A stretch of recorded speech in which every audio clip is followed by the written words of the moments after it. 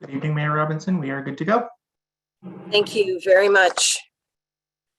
Good evening and welcome to the West Grey Council meeting for January 18, 2022. I'm calling the meeting to order under item number 1. All members of council are present. We have a quorum for tonight's meeting. The features for this electronic meeting will be explained by Corporate and Community Initiatives Officer Cody Hewlett. Would you mind explaining those features now, please? Good evening, and absolutely. Before I begin, if at any point you get disconnected, you can dial 1-647-558-0588 and enter the meeting ID for this meeting, which is 847-6109-3158. Both members of council and staff have been briefed on the various features of the Zoom meeting software and by raising their hands physically on camera to speak. For members of the public, if you require any technical assistance throughout the duration of the meeting, you can send a chat message to myself, Cody Hewlett, Corporate and Community Initiatives Officer, and I will attempt to assist you. It should be noted that this meeting is being held in 2 locations, both being live streamed on YouTube and being held on the Zoom meeting platform. Any public participation must be done through the Zoom meeting platform and cannot be done through YouTube at this time. Thank you. Well, thank you very much. Item number 2, moment of reflection. If you so choose, could you be so kind as to take a quiet pause at this time?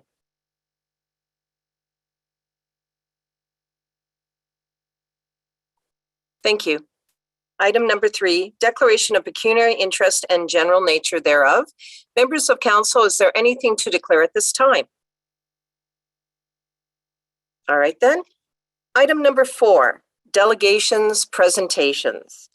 In accordance with the West Grey procedural bylaw, each delegation shall be limited in speaking to not more than 10 minutes, and presentations that are requested by council shall have a time limit as determined between the clerk and the presenter.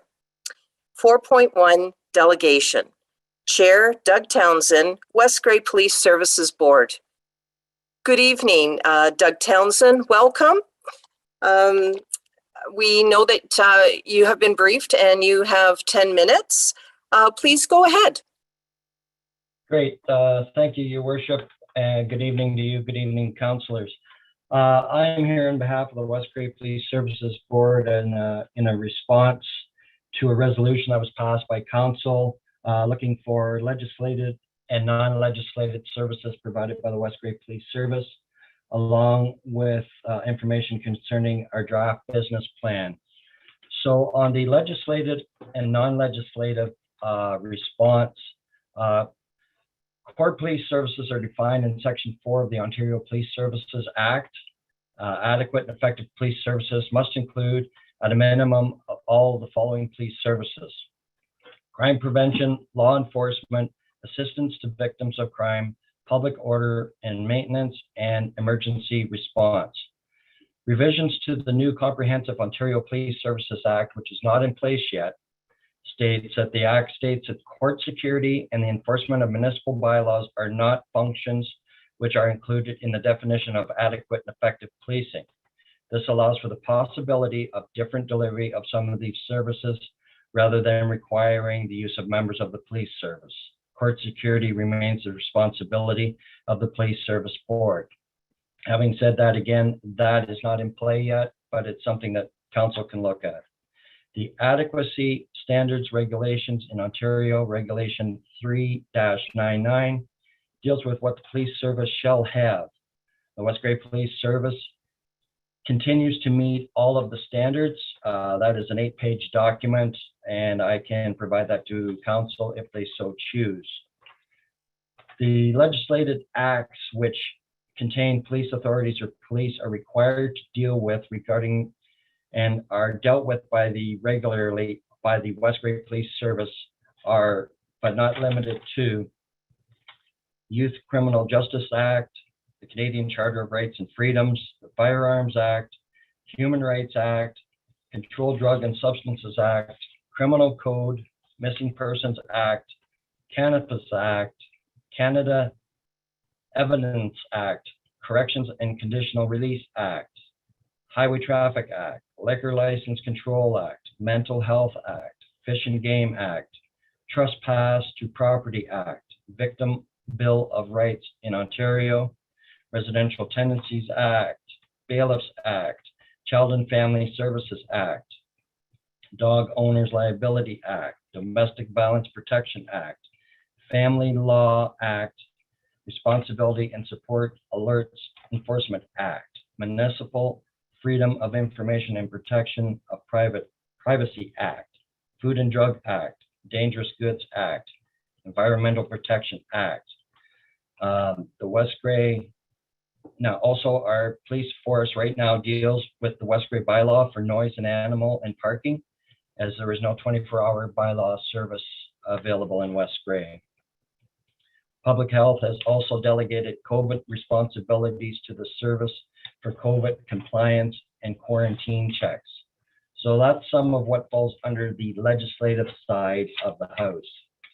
Non-legislative side of the House is more of your community policing programs, which here when we have a community policing initiative that we do in West Grey, it's the things that the citizens know the West Grey Police Service for and appreciate the work that they do and the things that they help with.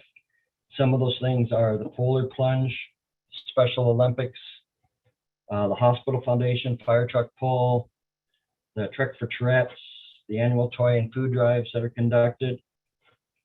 Also things that people and businesses take for granted.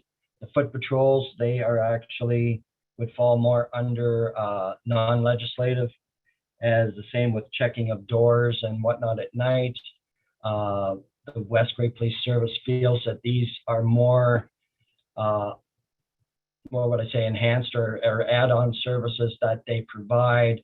As it was stated to me, instead of just paying an officer to sit in a cruiser and drive around, they're doing things to enhance the services and the protection of the West Grey residents and businesses. So that is basically the legislative and non-legislative side. I would like to take an opportunity to discuss the budget, because this is all stems back to our budget and our ask this year in 2022. And I know council has some indigestion with 10.3% number that was put forward in our budget. I'd like to take a second and just run down what 10.3% looks like.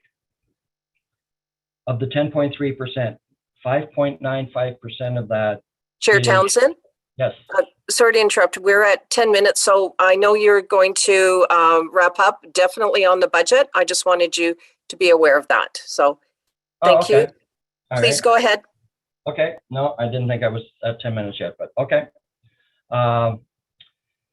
Anyway, 10.3 breaks down to 5.95 is wages and benefits. Insurance went up by $35,000 over what we had budgeted last year. That turns into 0.97%. Our dispatch contract went up $19,528, which translates into 0.54%. The one-time COVID funding that we received last year to help offset PPE and additional work that was required, that $75,000 turns into 2.07%. And the only other thing we have is increase to the capital levy, which is 26,500, which is 0.73, which gets us online with our costing for our vehicles, having a new vehicle costing for every other year and a half for a new vehicle. So those numbers are what they are. That's what 10.3% looks like. There's no meat on the bone, as they say, with this budget. The only item that was put in that was over and above anything is turnout gear for the officers, which is over 10 years old, at a cost of $15,000, and that $15,000 is coming out of our reserve. So with that, Your Worship, that will be my report. Thank you very much for the detail, Chair Doug Townsend. Very much appreciated. I'm going to see if there's questions of clarification from members of council. I do see Councillor Hutchinson, so I'll go to you first, but I do have a question. Are you able to use your video? Okay, thank you. Please go ahead, Councillor Hutchinson. Yeah, so first of all, I'd like to thank Doug Townsend, Chair, for his information tonight. Lots of good points there. A lot of meat that we'd have to delve into if we wanted to go that route. But anyways, some good points for discussion in the future, especially when it comes to budget, which I'm sure we'll have further discussions. I think it's important to have all of the information and facts in front of us from our West Grey Police. And it's also important, I think, before we make any changes. I believe there's a business plan or / service review coming forward yet. It's in the works. And also there's results of a survey that was done by the police board, which we haven't seen yet. So as a result of more information to come, I would like to make a motion. Okay. All right, What is your motion? My motion is, the motion is to receive this report, first of all, and move to defer any further action on pursuing OPP costing until council receives a business plan and survey results from the West Grey Police Board. Okay, thank you. Clerk Scharbach, I would ask if you could read back that motion, and I'll look for a seconder. It would be appropriate at this time to have this motion. I just want to confirm with you that that is correct, and that I'd be looking for a seconder on this motion. Thank you, through you, Your Worship. Councillor Hutchinson, I'll just read back what I think is your wording. If you could just confirm for me. Right, I did send you a copy, so you should have it there as an email. Okay. This is what I've captured. That West Grey Council receives this report, and that West Grey Council defers any further action on pursuing OPP costing until such time as council receives the business plan and results of the policing survey by the West Grey Police Services Board. Sounds good. Okay. Okay, I will look for a seconder. Councillor Shea, are you seconding this motion? No, I'm raising a point of order. Okay. Well, hang on, Councillor Shea. I'll go for a seconder first. So, Deputy Mayor, you are seconding? All right. So we have the motion on the floor. What is your point of order, Councillor Shea? This motion seems to want to reopen a decision of council. I don't believe that's appropriate. And is only appropriate if it's moved and seconded by people who voted in support of the initial motion. So I wonder if the clerk could confirm that from our procedural bylaw. I don't have it open in front of me. I'm just going from memory. Certainly. Clerk Scharbach?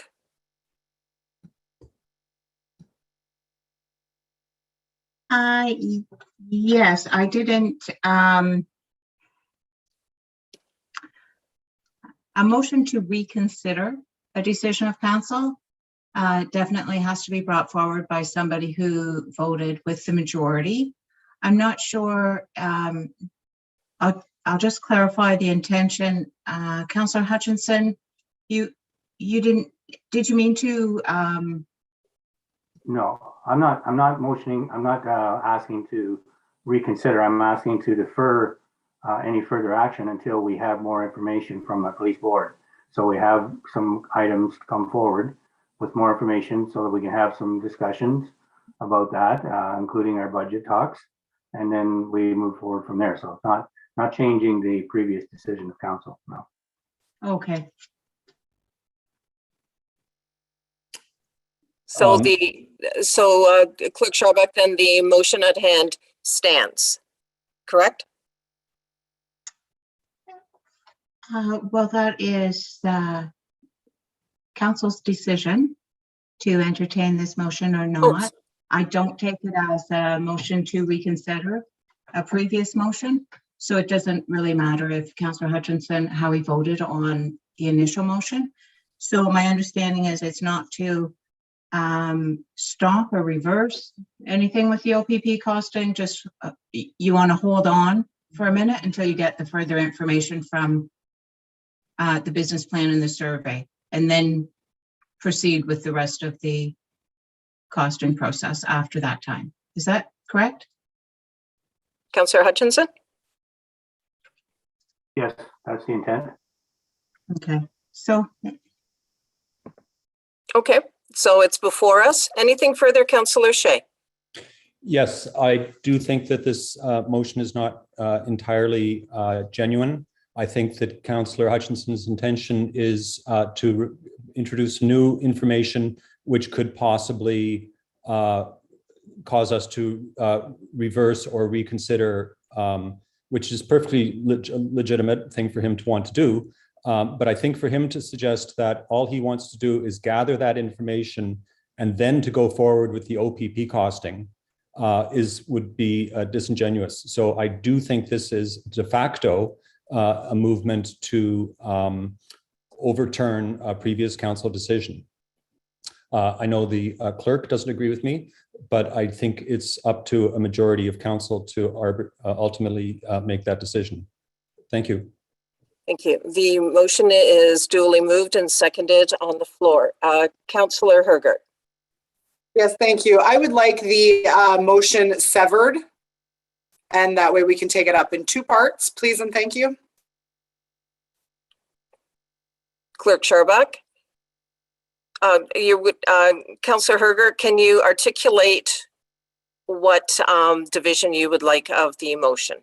Yes, the first part, to receive Doug Townsend's Police Service Board report, and the second to be Councillor Doug Hutchison's motion, which I as well do not feel at the spirit of it is at the spirit of the discussion that Councillor Hutchison brought forward. I feel that the essence of that is really to reconsider council's previously dealt with business. So Clerk Sharbach, could you assist with the two part of the motion then? And for each part of the motion, I'm asking for a recorded vote. Please.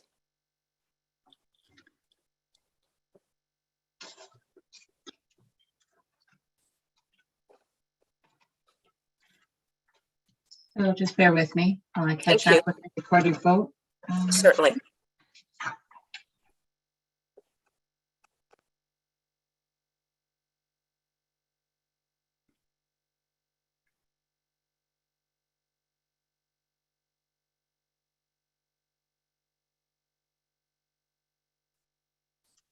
And through you, Mayor,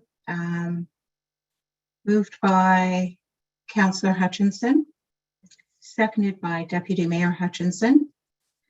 And the question has been requested to be separated into two motions. So the first part would be that council receives this report from Police Services Board Chair, Mr. Townsend, Mr. Doug Townsend.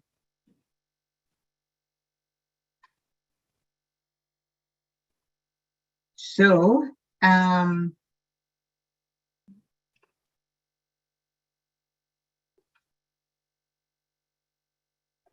Clerk Sharbach, I do see that Councillor Shea has his hand up, so I would like to address his question or concern.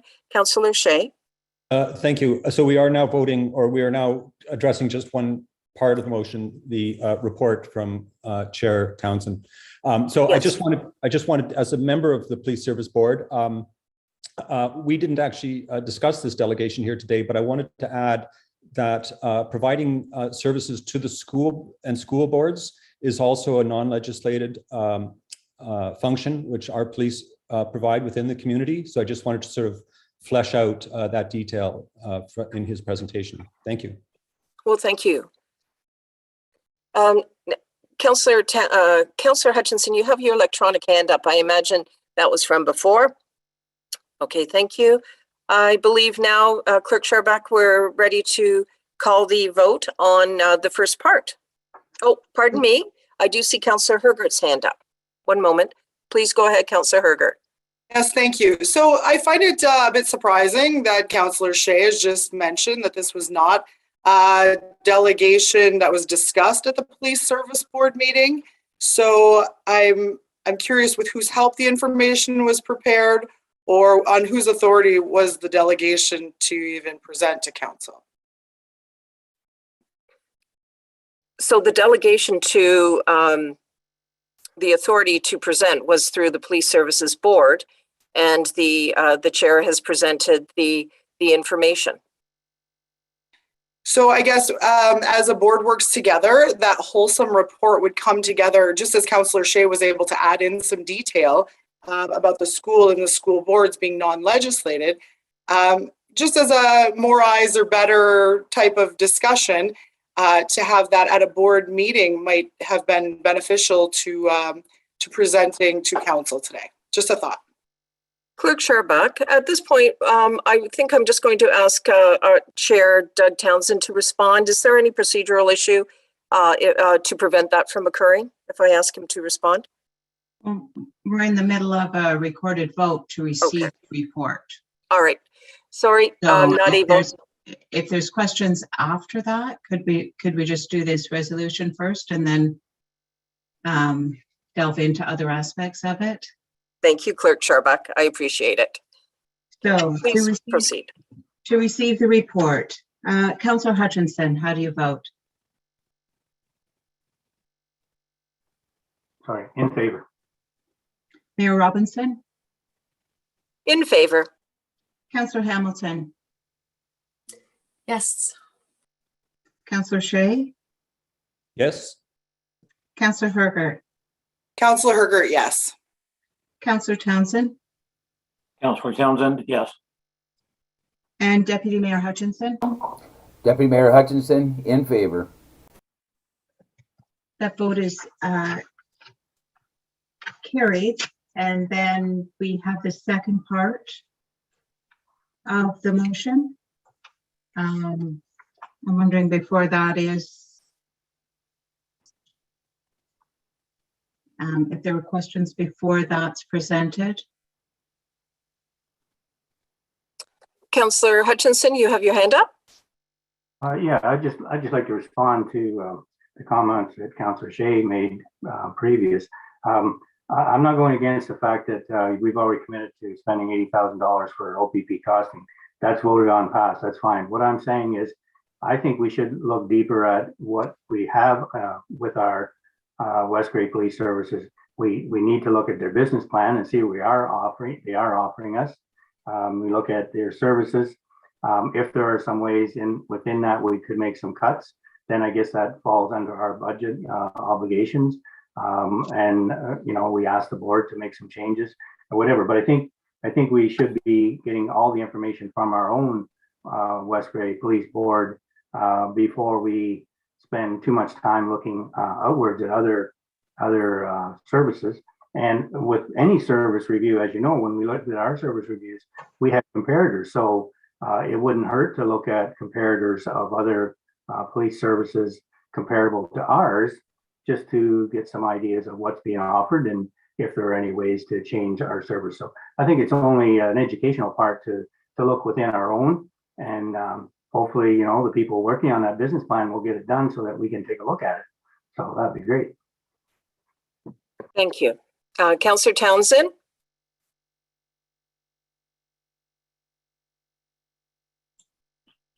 Thank you, Madam Mayor. A question regarding the business plan. Do we have any idea when that is coming? Because I know it was requested a while ago, and I know it's already 2 years late. So I'm just wondering how long that would take. So what I'm going to do is I'm going to go to the chair of the Business Plan Committee, and that is Councillor Shea. Councillor Shea, do you have a response for Councillor Townsend?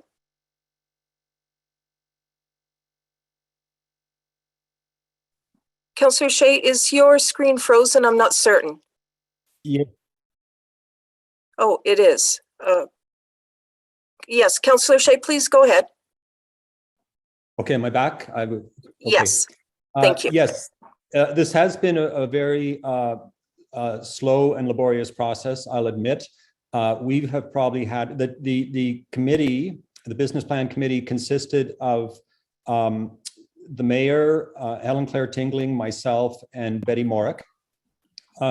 We have met probably 10 or 12 times, correct me, Mayor, if your recollection is any different. Over the past 8 or 9 months, we designed the survey. We did interviews with community stakeholders, including schools and school boards, business groups. We've collected the information from the interviews. We've collected the surveys back, but we haven't analyzed the survey results. We have asked West Grey staff, or we have asked West Grey if they could provide staffing help to help us analyzing those results. And we've been told that that is possible, and we're still awaiting or the opportunity to get those results in a condensed and analyzed format. This is the data collection stage of the business plan. The Ontario Association of Police Boards of Ontario, the Ontario Association of Police Boards has about a 20-page document that advises and educates police boards on how to conduct business plans. And the first stage is data collection.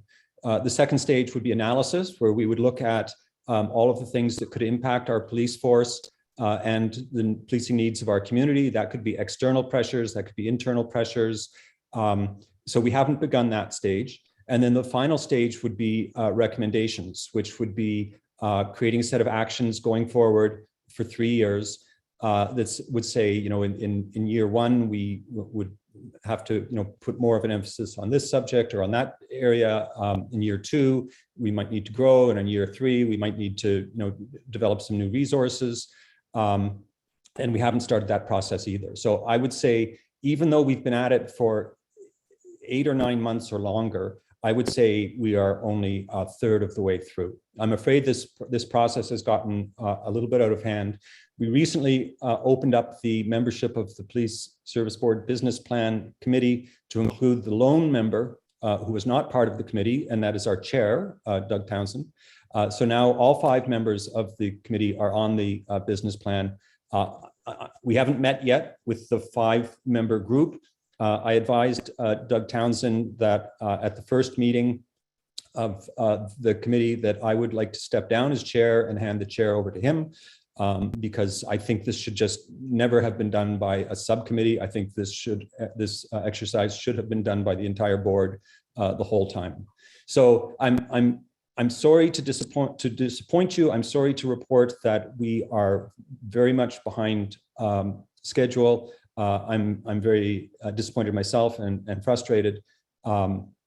And I'll also say that in the past, business plans of West Grey and neighboring communities have not resembled business plans that any of us who have operated in the private sector think of business plans. I think of the business plan as something with charts and statistics and Excel spreadsheets and projections and numbers. Most business plans in West Grey in the past and neighboring communities have really been sort of a quick summary of what are the main things the community is interested in. Typically, it's youth crime. Councillor Shea, I think there's another time that we could speak about the business plan, but just to the point. So I'm going to focus back on that. Do you just have a concluding statement at this time, please? Sure. To summarize, the new version of the Act, which Doug Townsend referred to, does not require police service boards to create business plans. Thank you. It does require us to create strategic plans, which are very, very different. So it's just, thank you. That's all I'll report for the time being. Thank you. And certainly I could say that the business plan subcommittee or business plan committee of the West Grey Police Services Board, we did have all of, we could look back on the minutes, but I do know that the committee may have even been a motion by Councillor Shea to form the committee. And so that approach was taken. I joined the subcommittee committee rather in January of last year. Certainly, I think it can, the part of the plan that we're in now, we can certainly move in maybe a swifter direction, but certainly it was moving swift in terms of the data collection. So the process has been most enlightening in terms of dealing with the data collection and connecting with stakeholders. So I think that's an important part. Okay, is there anything further, Councillor Townsend? Yes, I just wanted to say that I kind of suspected that it was because it had been a long while, going to still take a while. So while I support doing the study, I don't support delaying a comparative type analysis to see what's there. I think it's important we gather as much data. I've never disagreed with that. In fact, I've encouraged and we've tried to get participation and information from both the board and the services directly. So obviously we're interested in receiving that and looking for opportunities. So I support that. I don't support the deferral. I think it'll take way too long to get at the end, and I don't think it'll serve the community as well as if we continue. Thank you. Thank you. Councillor Hamilton, please, and then Deputy Mayor. Thank you, Mayor Robinson. I too am concerned the spirit of which this motion is coming forth and upholding the decision of council that we've made. And I would like to check in with our CAO about the OPP costing process. How far along are we? Have we sent the OPP costing in and have we heard back? Thank you. Madam CAO. Through Mayor Robinson, thank you, Councillor, for the question. Yes, the request has been submitted. It was sent by courier, so I have confirmation of receipt of delivery, which was on Monday. So the province does have the request. According to their schedule, if they're still following a timetable that I've discovered from their website, which is dated April 2017, we could expect to hear something as early as 2 weeks. However, there's a pandemic, so I'm expecting there might be an adjusted timeline to that. But at the very outset, it looks like it could be up to 6 weeks. Okay, thank you for the update. So that process has been started. And just reflecting on the business plan, the business plan's overdue.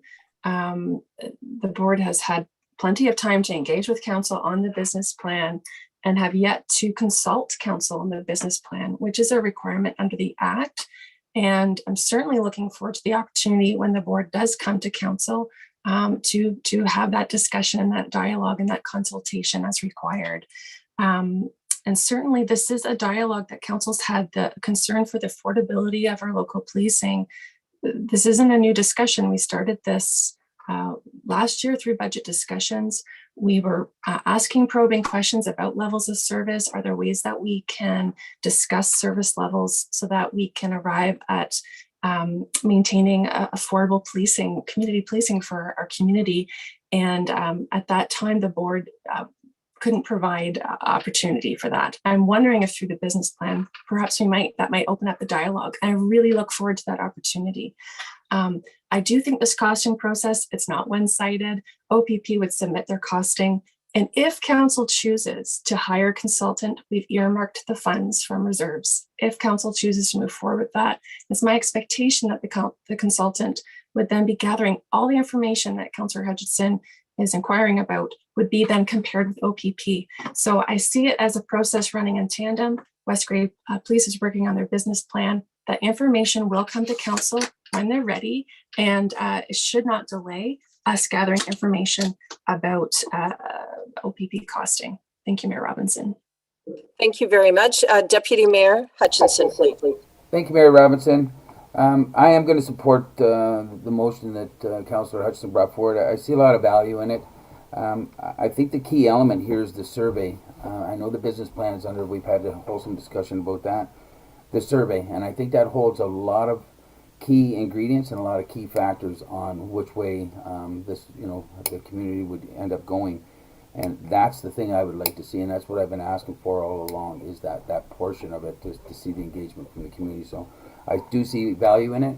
It's not so much he's trying to hesitate or stall it. I do see that information is certainly going to, it could, before us, it could have us look at this a little bit different as well. Thank you. Thank you.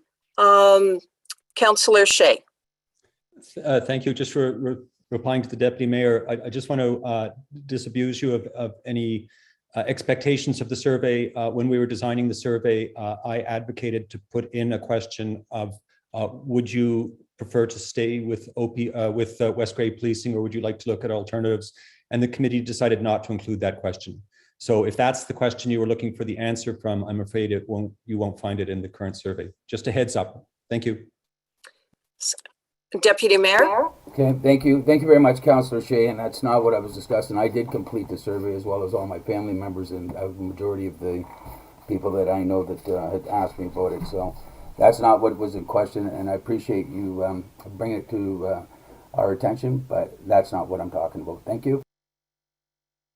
Thank you. Is there anyone else that wishes to speak to this item? I am going to speak to it, so I will transfer the chair to the Deputy Mayor. And Deputy Mayor, if you could take down your electronic hand, thank you. And I have asked for a recorded vote on this. So I'm transferring the chair, Deputy, and I'd like to speak if you would acknowledge that. Go ahead, Mayor Robinson, and I believe that everyone's had has spoken twice to this, and once you're done, I will be going to the clerk. Thank you. So I will be supporting the motion at hand. The West Grey Police Services committee that was dealing with the business plan has been working very hard and has engaged with the stakeholders. The process is going well, and it will be a good document and a good exchange with our West Grey Council.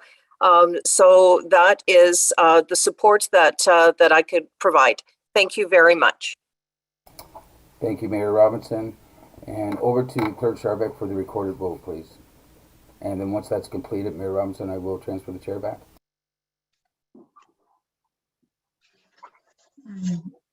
Through your Deputy Mayor.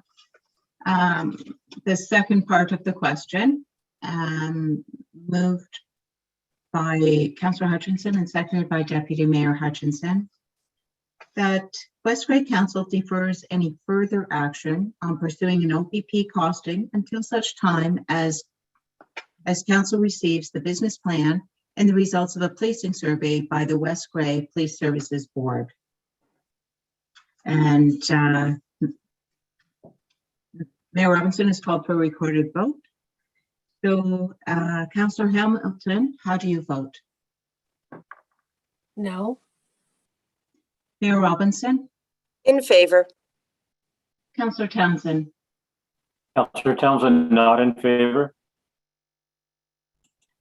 I believe that was Councillor Townsend not in favor. Is that correct? That's correct. That's correct. Yeah. Councillor Hergert? Councillor Hergert, no. Councillor Shea? No. Councillor Hutchinson? In favor. And Deputy Mayor Hutchinson? In favor. And that motion, that resolution is defeated.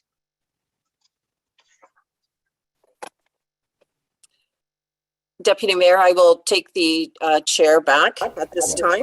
Yeah, you have the chair now. Thank you.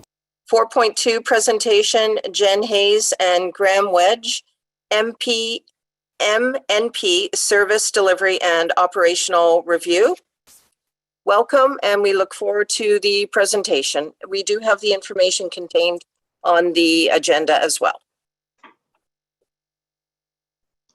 Fabulous. Thank you, Mayor Robinson, for the opportunity to present the findings from our service delivery review. I'm Jen Hayes, a partner with MNP, and I'm joined by Graham Wedge and Jackson Potter, who will be helping to deliver the presentation today. We've been working with the municipality over the last 3 or 4 months. And all in all, it's been a very excellent opportunity to learn about the municipality and the services that are provided. Our team has worked with many municipalities across the province. So this has been a great opportunity to learn how you work, and we've been able to identify a number of opportunities for the future to look at efficiency and effectiveness and improvements to service delivery. So thank you to the team of the municipality and council, and I am going to transfer it to Graham, who will lead us through the presentation. Thank you. Thank you, Jen. Just a question to the CAO. Will there be someone able to present and share the presentation? Through you, Madam Mayor, I believe Cody is queued up to do a screen share. Let me just. Okay.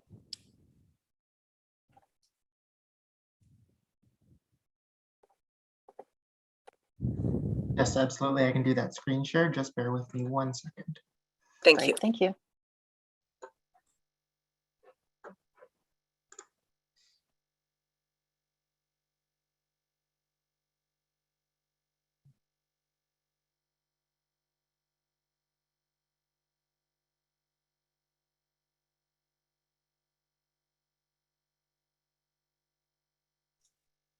Thank you very much. And I'll just navigate to the next slide, please.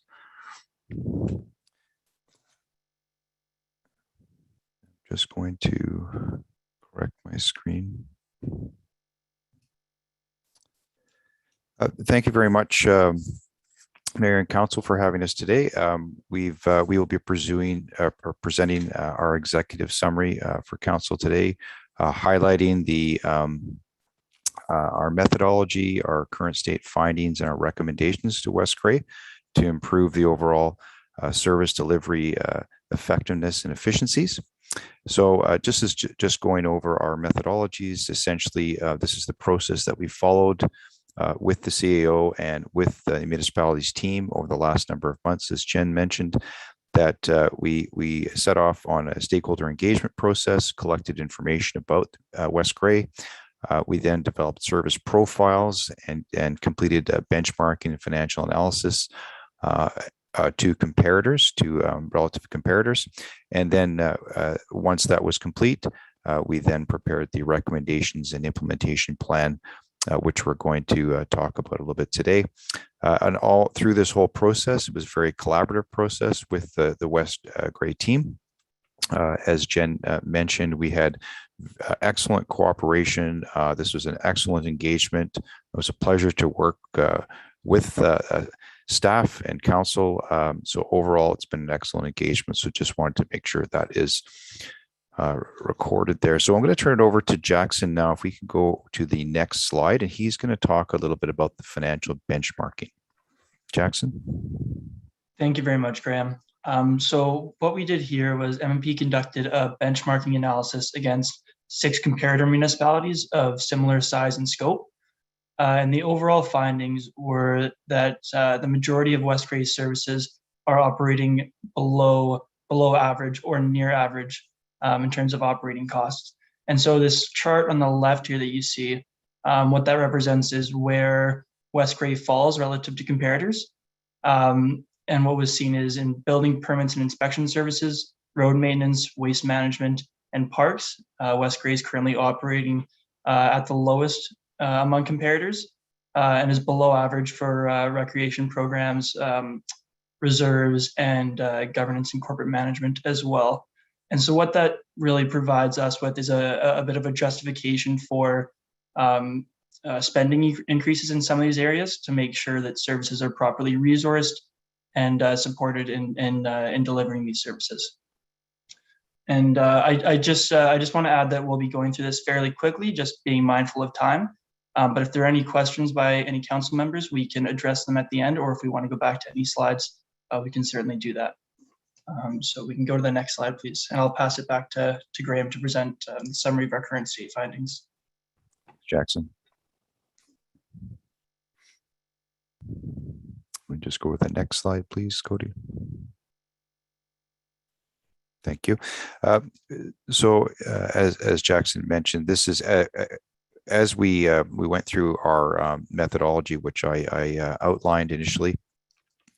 We looked at the current state of services in West Cray, and these are some of the key findings that we identified. Number one being staff resourcing, that they're currently across multiple departments. There's high workloads, that the sustainability is in question in some areas, and there's experiencing burnouts. We have seen this across municipalities in Ottawa, especially in light of COVID, that the added pressures on staff and also the staff shortages in some cases. So staff resourcing was one area. Enhanced communication, the second. Overall, as we mentioned, it was a great experience working with Wes Gray and the team there. Communications were very positive, but also perhaps more formalized channels of communication, drawing more straight lines or instead of dashed lines in various departments to support each other in services. The third is service prioritization. That we understand that there's a lot of workload pressures, as I noted earlier about staff, specifically the clerks and the fire department, that we identified that there's mandated services that are at risk with being able to provide the appropriate level of service with the appropriate amount of staff. So this is one area we found that is a focus area and concern. The fourth area, talent management, succession planning. It is important to ensure that new talent is attracted and that also existing talent is retained. As I mentioned, that we've been working with a number of municipalities across Ontario, and the amount of staff turnover that we've been hearing from our clients is considerable. So it's important to make sure that your staff you have are retained and to make sure that you are able to attract new talent to fill vacancies and to make sure that services are delivered. And the final area that we identify in the current state of is the strategic planning and asset management. We understand that staff are very proactive, but with the resource constraints and so forth, it is difficult for them to make sure that they do the proper analysis and implement the various enhancements to make sure that strategy that council has approved is in fact implemented. So we understand that there's growth occurring there in West Grey, and also it is important to also plan for the future and growth as part of your strategy. So these are the main current state findings that we've identified, the groups. And if we could go to the next slide, please. So from our current state findings, basically we have grouped our recommendations into these four main groups, being technology, organizational effectiveness, resource management, and strategy and performance management. So from these four groupings, there are 13 recommendations, sub recommendations to each, which we've identified.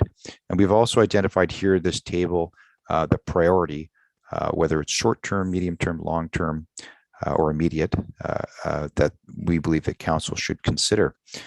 So instead of going into details here, what I'm going to do is I'm going to turn it back over to Jackson, who's then going to walk us through each one of the specific recommendations. Jackson? Thank you, Graham. And we can go to the next slide here. Thank you, Cody. So our first recommendation, which is an immediate priority technology recommendation, which we propose should be commenced in the next 3 to 9 months, is the implementation of a customer resource management system, or CRM, which will help to support customer service going forward. And so what this enables staff to do is to manage, track, and respond to customer inquiries in a manner that's consistent and also timely. Those are some areas of concerns that were brought up during our stakeholder engagement. And having a customer resource management system, especially when there isn't one customer service desk, will help the organization collaborate between departments and respond in a consistent message. You can go to the next slide here, please.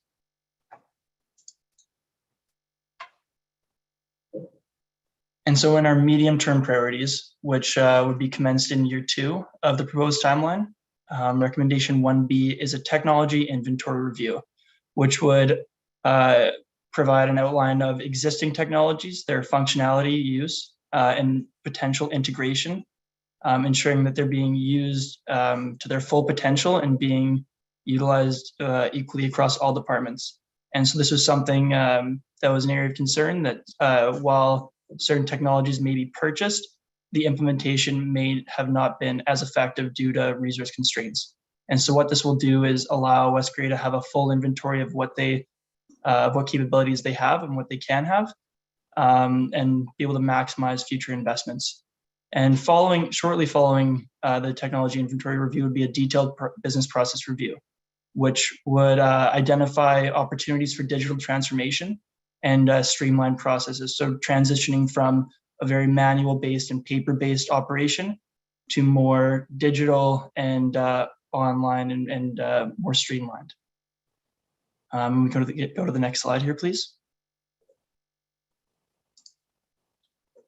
And longer-term initiatives. So recommendation 1D, following the technology inventory review and business process review, would be the completion of a technology implementation roadmap, which would provide a strategic plan on how to most effectively implement the technological changes, ensuring that adoption and proper use is promoted across the organization through the departments that are relevant.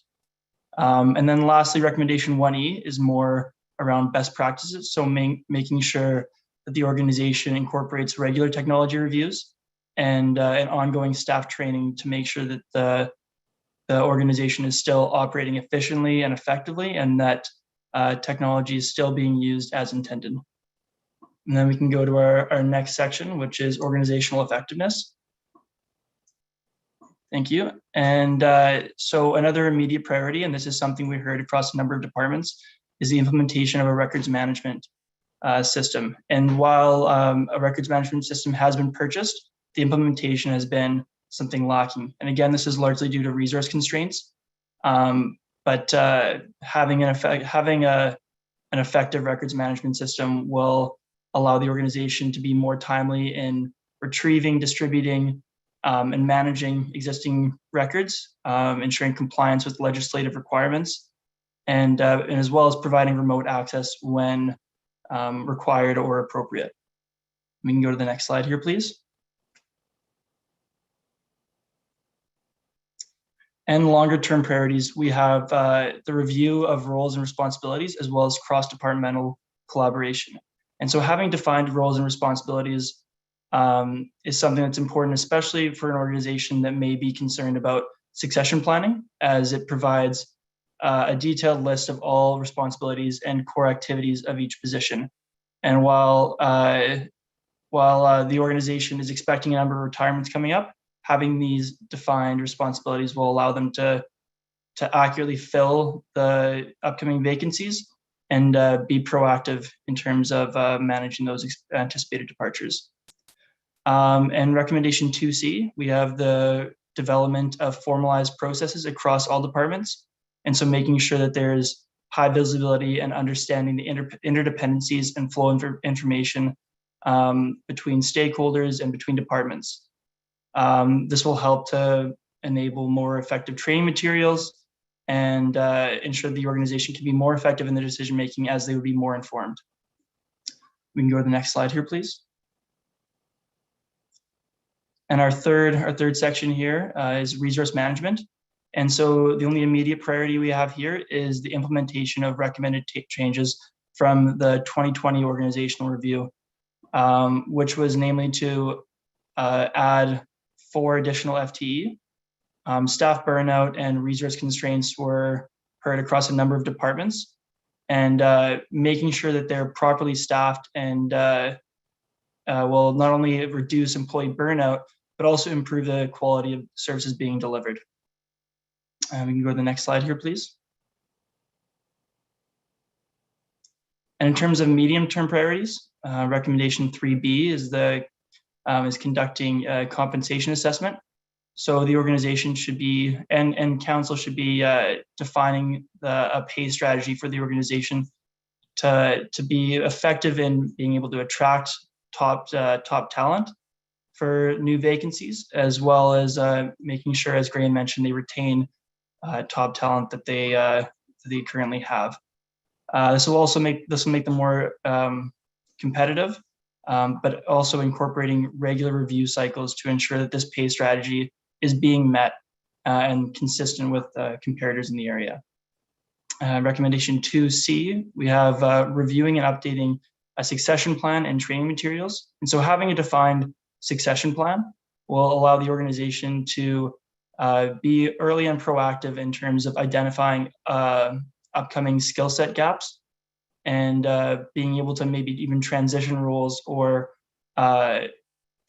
combine existing roles to be more effective in the organizational structure, as well as better deliver services as services evolve and change. And we can go to the next section here, which is strategy and performance management. So these are both. This is a medium-term priority, which is and following the upcoming municipal election, is developing an updated strategic plan as well as a long-term infrastructure and asset management plan. So as Graham mentioned, there's a number. The municipality expects to have significant capital expenses in the coming decades, as a number of bridges and roads need either replacement, repair, or retirement. And so having a defined strategy and plan to follow will allow the municipality to maximize investment and ensure that dollars aren't being wasted. Go to our final recommendation here. Next slide, please. Thank you. Which is the establishment and tracking of key performance indicators, or KPIs, which will support effective decision-making and be able to provide a quantitative measurement of the municipality's progress and service delivery. And a number of the technological systems that will be implemented in the earlier recommendations will help support this.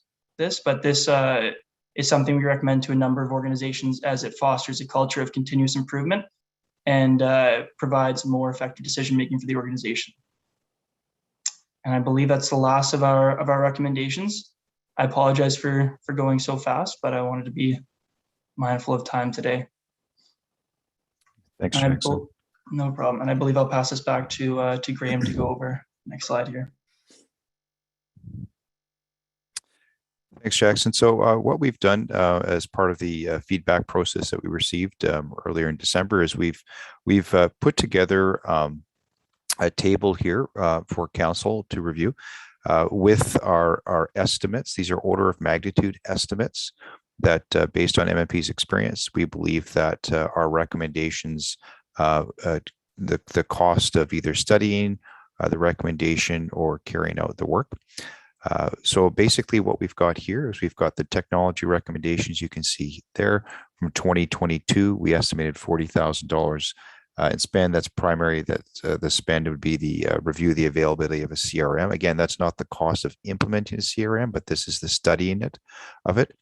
And then we have in 2023 on this table, you can see the cost of the technology inventory, business process, and then the third party to complete a technology implementation plan. That's the roadmap that Jackson mentioned.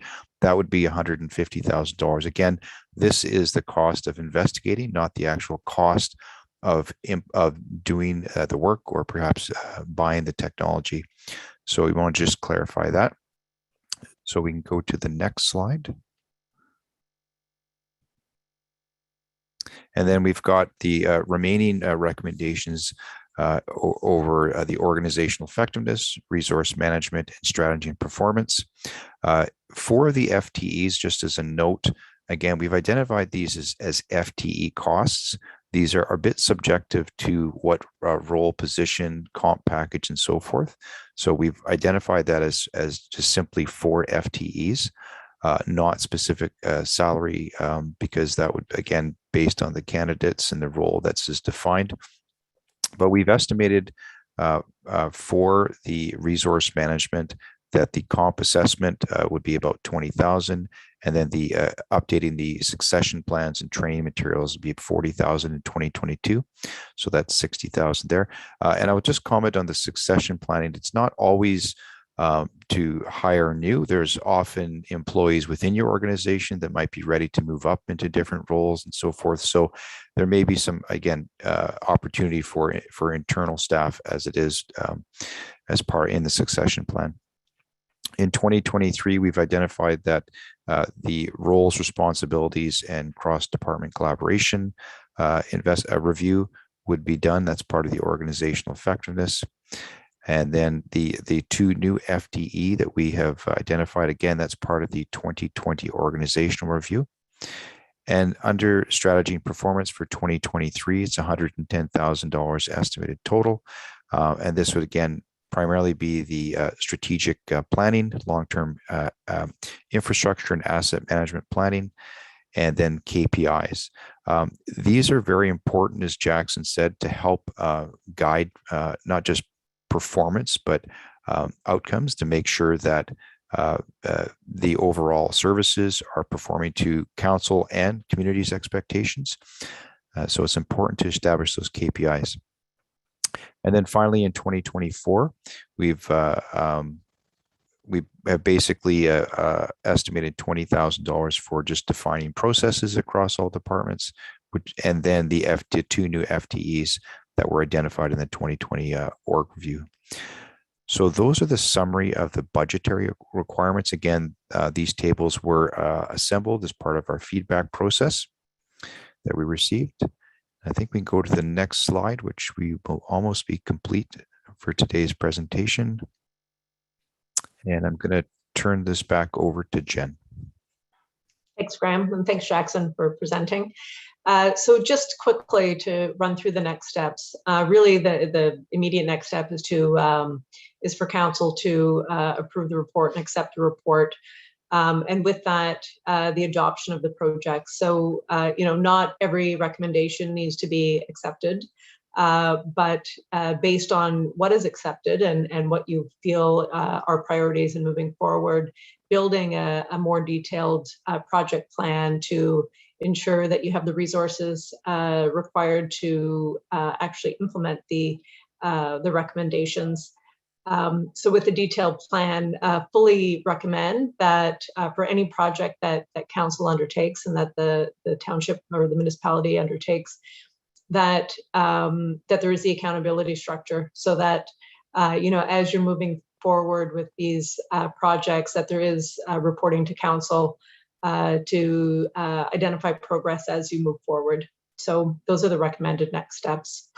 And with that, that concludes our presentation, quick as it was, but we open to questions if there are any. So thank you for your time today. Thank you very much. Appreciate the detail in the presentation. I'm going to open it up to members of council if there's any questions of clarity. But I also want to identify, I think, Clerk Scharbeck. I'll ask you this. Just for the obligations of the funding, in order that we had this service delivery and operational review conducted, is there any requirements through the province for the funding? Maybe by way of a motion just to receive the report. I wonder if I can ask that question up front, and if there's a need for any motion to receive or the like. Clerk Scharbeck. Thank you. Through you, Mayor Robinson. Yes, there is a component of our required report back to the province regarding that grant money that allowed this work to happen, proving and demonstrating that there has been a public reporting out on the findings. So even a resolution to receive the information from MNP would be great. Just a simple receipt of it. Okay, thank you very much. I wonder if we can take that, but is there any questions that we have for our presenters? Councillor Hamilton? Oh, thanks, Mayor Robinson. No question. I was just prepared to move that recommendation, and no questions at this time, just because council in a previous meeting had a detailed conversation. Thank you. Okay. Well, if you want to, I'll come to you for that motion. But let me see are there any questions from members of council with regard to clarification of the presentation? Councillor Herger. Yes, thank you. Page 8 of our agenda talks about the amount of money that West Grey is spending below average, average, or above average. On that page, I was curious what the selection requirements were for a comparator. What are our comparator municipalities? How do you establish that? I can take this one. So the comparators are selected. We do have a database of a number of municipalities across Ontario, and what we search for are comparable sizes, so population, number of households, growth rates, seasonality. So in some cases, municipalities will have large cottage goers. And there's a number of other metrics, but I think in total there's about 9 that we look for to make sure that there's at least similar. They're similar in a number of ways. And so we have a pretty big database to select from. And we also wanted to make sure that data was available for these ones, but we came down to 6 that we felt were pretty good matches for West Grey. And these were, I'll clarify, these were validated with the West Grey team as well. Anything further, Councillor Hergert? Just thank you to this team that has brought forward the information about West Grey and the comparisons and shining the light where we need a little bit more help. So I appreciate your efforts. Thank you. Any other member of council have a question? So I'll go to you, Councillor Hamilton, for your motion, please. Oh, thank you. And I appreciate the clerk wordsmithing, but that council receives the report from MNP. Thank you. We'll go to Clerk Scharbeck when she's ready to read it back, and then I'll look for a seconder. Through you, Mayor. Thank you. Just so it's really clear for our report back to the province on how well we did with the money we received. That West Grey Council hereby receives the service delivery and operational review presentation by MNP Consultants. Is that okay? Is there a seconder for this motion?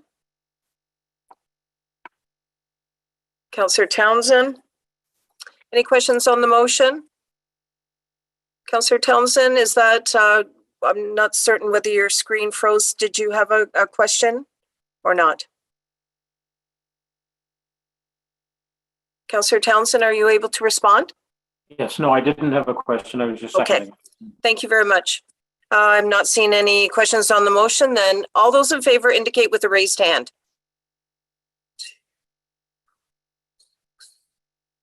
Are those opposed? 6 members of council voted in favor of the motion. 1 member of council voted in opposition. The motion is carried. Item number 5 is public meetings. So thank you very much for your presentation. We very much appreciate it. We're moving on now to item 5, public meetings. That is an NA. Item 6, comment period. In accordance with the West Grey procedural bylaw, comments may be made to council with respect to a specific agenda item. A maximum of 2 minutes per person is allotted for comments, with a maximum of 10 minutes in total for the comment period.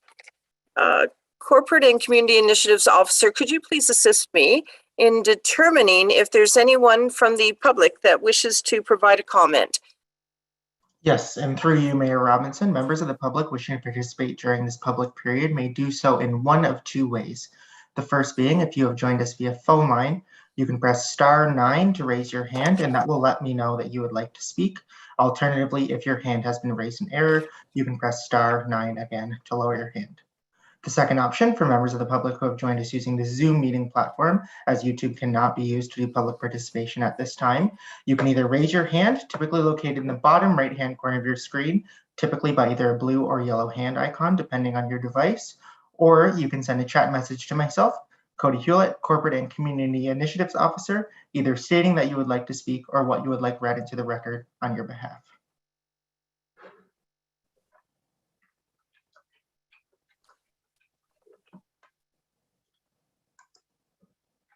Through you, Mayor Robinson, just taking a quick review of the dashboard as well as my chat. I am not seeing any members of the public wishing to speak at this time. Thank you very much. Item 7, unfinished business. That is an NA for this particular agenda. Item 8, adoption of minutes. We'll go through these individually. 8.1, a December 21st, 2021 council meeting. Is there any comments? 8.2, December 21st, 2021 special council meeting. Any comments? 8.3, January 4, 2022 special council meeting, the 9 a.m. Any comments? 8.4, January 4, 2022, special council meeting held at 3:30 p.m. Any comments? Clerk Sharbeck, could you please read the recommendation at hand? Through Mayor Robinson, the recommendation is that the minutes of the council meeting and the special council meeting of December 21st, 2021, and the special council meetings of January 4th, 2022 are hereby approved as circulated. Is there a mover for this motion? Deputy Mayor, is there a seconder for this motion? Councillor Hamilton. Any questions on the motion?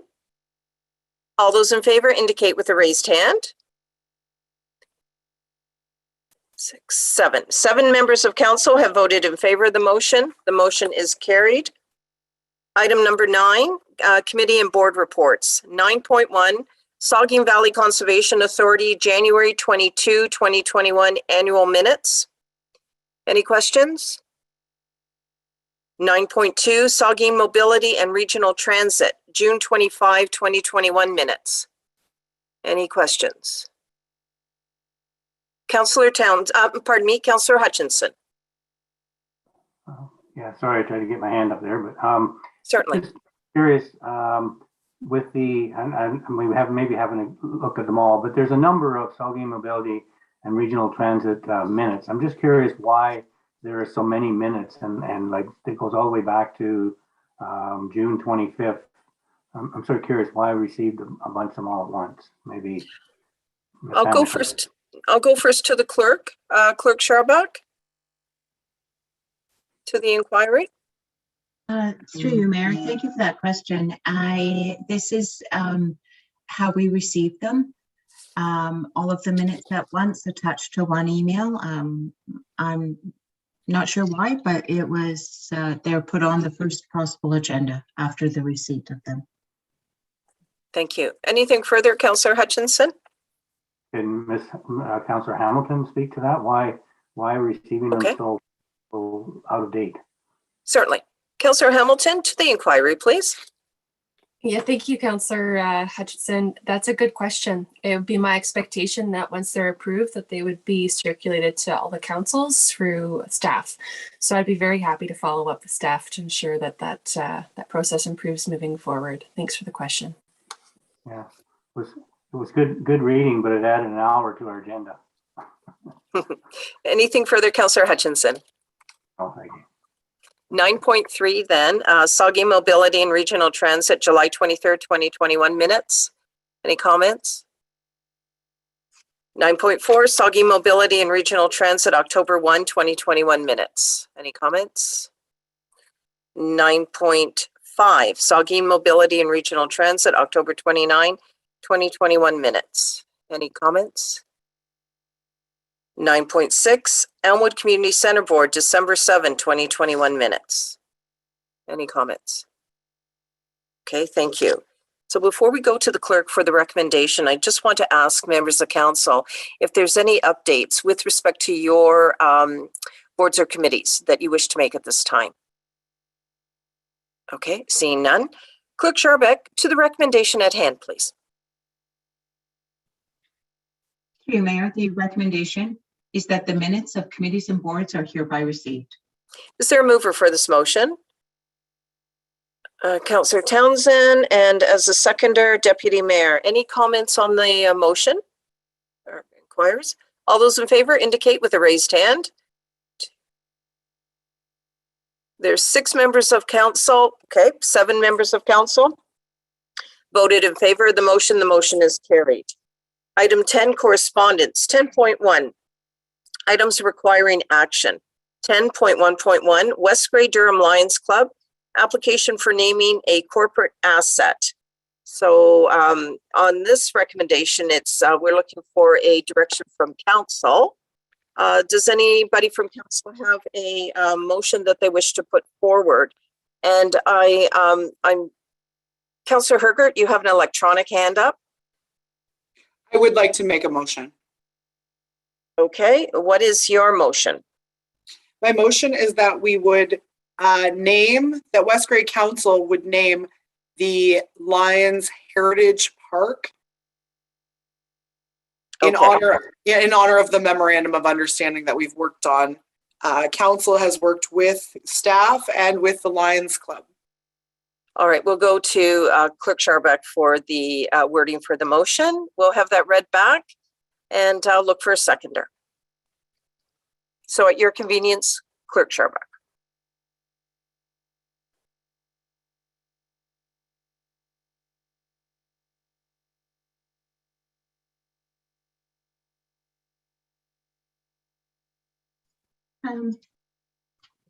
Through you, Mayor, just to confirm, Councillor Herbert, that West Grey Council names the park at the Durham Trestle Bridge the Lions Heritage Park in recognition of our partnership with the Lions Club. Is that?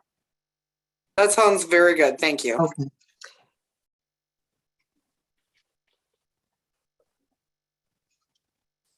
Okay, we've heard the motion. We have the mover has agreed with the language. Is there a seconder for the motion? Councillor Hamilton, any questions on the motion? All those in favor indicate with a raised hand.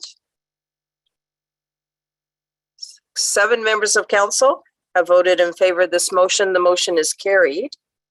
10.1.2, Jack Lawrence, Cheryl Rayburn, Jason Lawrence, Tanya Heipel, application for naming of a corporate asset. Again, there is need for a council direction. How do we wish to proceed, members of council? Councillor Hutchinson.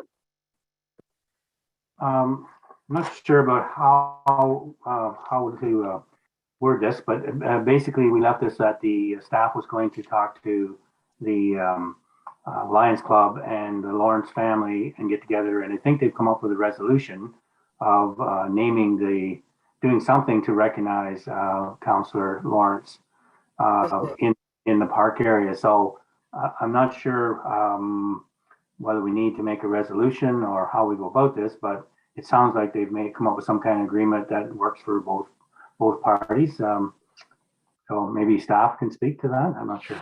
Certainly, I'll invite Clerk Scharbeck perhaps to receive this correspondence. However, Clerk Scharbeck, please, could you provide some insight? Through you, Mayor Robinson. Councillor Hutchinson is correct. At a previous meeting, I'm not sure which date, Council directed that staff meet with both the Carol Lawrence family and the Lions Club. So I did do that. It was a very positive meeting, lots of information shared. And my understanding is that the family is working directly with the Lions Club on a very special memorial for Carol Lawrence in honor not just of her work on the bridge, but her many years of service to the community, both on council and off. So what exactly that will look like, I'm not sure. But I can report back when I hear back. And if there's something different that comes forward from the family at that time, I'll certainly bring that back to council as well. Thank you. So, Councillor Hutchinson, how do you wish to proceed with a motion, if you do? Well, I'm just wondering, we should maybe make a motion, just looking at the last part of their letter, where it talks about considering dedication of the Heritage Walkway Bridge to honor. So maybe something along the line, West Grey Council would like to make a motion to dedicate the Heritage Walkway Bridge in honor of Carol Lawrence's many years of public service as a West Grey councillor. Don't know if we need any more than that. Clerk Scharbeck, could you read that motion back then? Or do you have a comment? Yeah. I'm just not sure if the intention is to actually name the bridge the Carol Lawrence Bridge, or if they were finding another spot, perhaps in a historical garden portion of the park. I'm not sure what the family and the Lions Club have worked out, but I know they were talking about possibly a plaque in honor of her dedication to the community. both the bridge and otherwise, or the many years of service that were outside of the bridge. So I'm not sure, we haven't shared this with other stakeholders that may have comments. I guess if council would like to receive it, that's fine. If they would like to pursue the naming the asset after her, then without the policy right in front of me, I believe I need to reach out to all stakeholders and let them know that that's an option of naming the actual bridge. Yeah, so why don't we, I can rescind my motion if you like, and why don't we just defer or accept this information and come back with more information at a later date. Okay. Okay. So Clerk Sharbeck, if you could just read that back then, and then I will look for a seconder.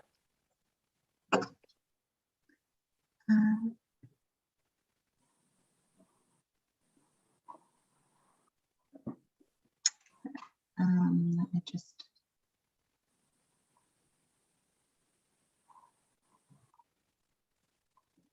Through you, Mayor, that moved by Councillor Hutchinson. The West Grey Council hereby receives the correspondence from Jack Lawrence, Cheryl Rayburn, Jason Lawrence, and Tanya Heupel regarding the naming of the Heritage Park Bridge. Councillor Hutchinson, are you okay with the wording? A Heritage Walkway Bridge, I think. Oh, sorry. Walkway Bridge. Heritage Walkway Bridge.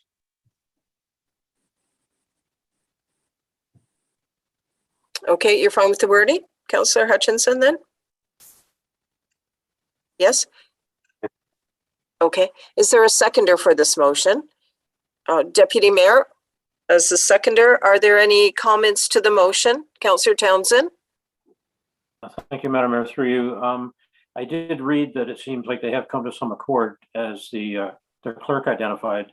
But also, I think it should be noted that without Carol Lawrence's efforts, the bridge may not even be there. And there's a lot of other things that if people want to go to our agenda, they'll actually see the list of accolades and dedicated service that she did provide over the 40 years that she was a member of government and or just a volunteer. And I think that's great that we can recognize it.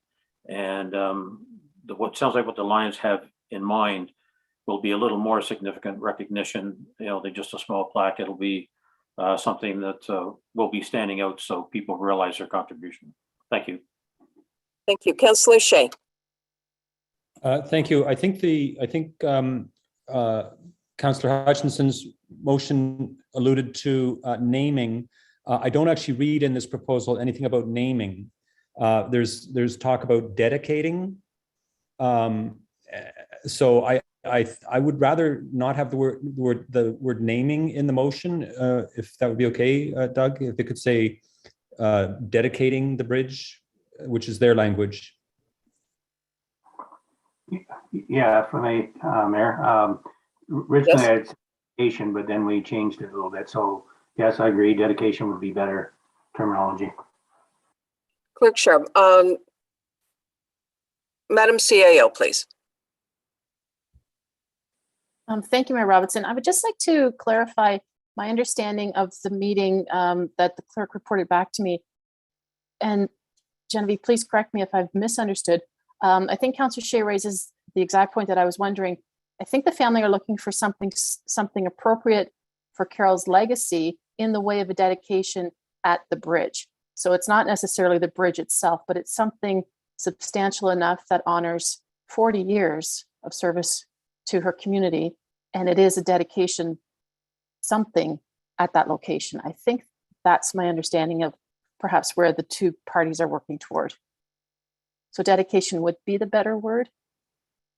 Okay, thank you. Over to you, Clerk Sharback. I wonder if you can, if the wording change would be appropriate procedurally, and your comments, please. Thank you, Mayor. The CAO is correct. The family's looking for a memorial recognition, something that really sets out Carol Lawrence's many contributions to the community, not just the bridge. So it began with perhaps a request to dedicate the bridge in her name, but the bridge was just one of, during the meeting with the Lions Club, the conversation did turn to the many years of service, and the bridge was one example of her contributions to the community. So they were talking about something a little bit more expansive than just dedicating the bridge in her name. Perhaps more of a historical plaque and a particular historical garden. And the details, the size of the plaque or where exactly it's going to be placed, it's not going to be put in with the memorial wall of recognitions. It's going to be a standalone, very specific about the history of our community. So I think the resolution is appropriate. If I've misunderstood something, or if the Lions Club, and I will be touching base with them both again and meeting up to sort of get the report back on what they decided. If there's something different, I can certainly let council know how that comes about, or if there's further information or request from the family. But at this point in time, the resolution is, or the motion, that West Grey Council receives the correspondence from Jack Lawrence, Cheryl Rayburn, Jason Lawrence, and Tanya Heipel regarding the dedication of the Heritage Walkway Bridge. Okay, any questions to the motion? Then, all those in favor indicate with a raised hand. 7 members of council have voted in favor of the motion. The motion is carried. 10.1.3, Durham and District Horticultural Society request for recognition of Year of the Garden. Again, council, we're looking for a direction here. I do know that there is a flag raising that they are asking for, and a link to the website. And also they're perhaps looking at utilizing the community gardens for an educational component. Anyway, over to you, Councillor Hutchinson. Yes, I just wondered if we could defer this this letter and this making a decision on this, because I've been talking to Ann Hagedorn, who's the one who sent this letter in, and she's going to do a delegation to council on February 1st. So if we could just leave it till then, she'll talk about the different aspects of it and maybe some other things. So I think it might be more appropriate if we just wait and hear from her, and then we could do our make our decision at that point, if that's okay. Thank you. Over to you, Clerk Scharbeck. If we do a motion to defer with a definite time frame of February 1st in order to have the delegation, would that be an appropriate motion? That's what I'm hearing from Councillor Hutchinson. Sorry for that delay. Pardon me? Sorry. Having a few glitches. There we go. Yes, that would be appropriate to have a motion to defer. It would be that this item be deferred to the February 1st regular council meeting to receive in, or to receive as, maybe just receive with a delegation from Ann Hagedorn. Is that what you're thinking, Councillor Hutchinson? Yes, and she has reached out to you, correct? I believe. She has. I did chat with her, and there was a brief opportunity, of course, at comment period, but that does only allow 2 minutes to speak to an agenda item. And my understanding is if she didn't speak to it tonight, that she would like to submit a delegation request form. Right. So, okay. That's what we talked about. So I think that's best. Yeah, thank you. Okay, so if you could read that motion back, I'll look for a seconder. Pardon me, Clerk Scharbeck. So moved by Councillor Hutchinson that this item, that this correspondence item 10.1.3 be deferred to the February 1st regular council meeting to be to be received with a delegation from Anne Hagedorn. Is there a seconder for this motion? Deputy Mayor? Any questions? Councillor Hutchinson, I'm assuming all your statements have been made. Okay. I'm not seeing any other hands raised. So all those in favor indicate with a raised hand. 7 members of council voted in favor of the motion. The motion is carried. All right, so now we are on 10.2 items for information. 10.2.1 Tay Valley Township, a province-wide assessment update resolution. Anything on that, members of council? 10.2.2 Saugeen Valley Conservation Authority, transition paper plan submission. Any questions, Councillor Townsend? Sorry, Mayor, I was going to comment on the one from the Tay Valley. And okay, I wanted to ask the I will take your question on Tay Valley because there is a time delay on your audio. So please go ahead and then I'll go back to the SVCA one. Go ahead, Councillor Townsend. Thank you very much. The one from Tay Valley was to do with the impact assessments. And I wanted to confirm that we did in fact get the assessment with the new builds in it, if you will, or at least as far as impact could get. And also to confirm that the issue really on any other properties is really the relativity to one to the other, and therefore would not or would make an impact. And that's what I wanted to get from the Director of Finance, if I could, through you, please, Madam Mayor. Certainly. Director Mighton, please. Thank you. Through you, Madam Mayor. Yes, the new construction would be picked up, but valued as at a 2016 valuation year.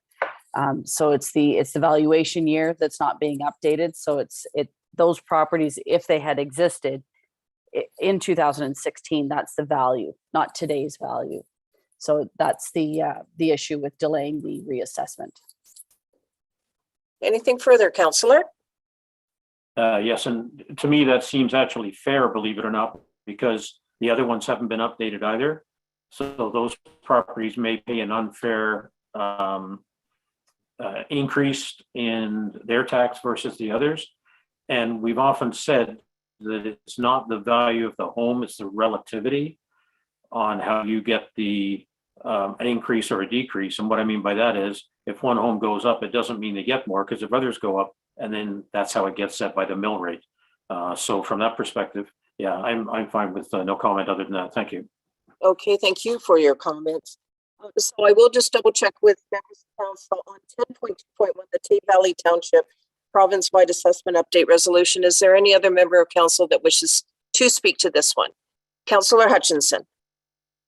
Maybe when we have the finance director there, I was just curious, therefore, in 2024, does that mean that all properties will be evaluated at the 2024 price at that time, which could mean quite a tax hike, could it not? It won't, sure, through you, Madam Mayor. It will not likely be a 2024 valuation year. It'll be probably a 22 or 23, depending on what the province decides. But then everything will be brought up to date as if it was valued at that. So there will be some shifts in your share of the pie, if you will. In the previous reassessments, you'll recall farmland values significantly increased. So there was a bit of a shift between residential and farm values, but it all depends on that valuation. But it'll be brought up to date to a more current year, but it won't necessarily, if we're using it for 2024, it'll be backdated, say 2022 or 23, and then that'll be going forward. It would have, without the pandemic, have been brought up to a 2020 valuation year from 2016, and we would have used that previously in 2021, but with the pandemic, it was delayed. Yeah, okay, thank you. Thank you. Any further questions on 10.2.1? Okay, 10.2.2 Saugeen Valley Conservation Authority transition plan submission. Any comments? Councillor Hergert? I do have one quick comment that at the upcoming Roma conference that we will be attending next week, there is a presentation about this transition period. And I do look forward to attending that concurrent session, but just highlight for council as well as the public that there will be a transition plan for each conservation authority and to their local municipalities.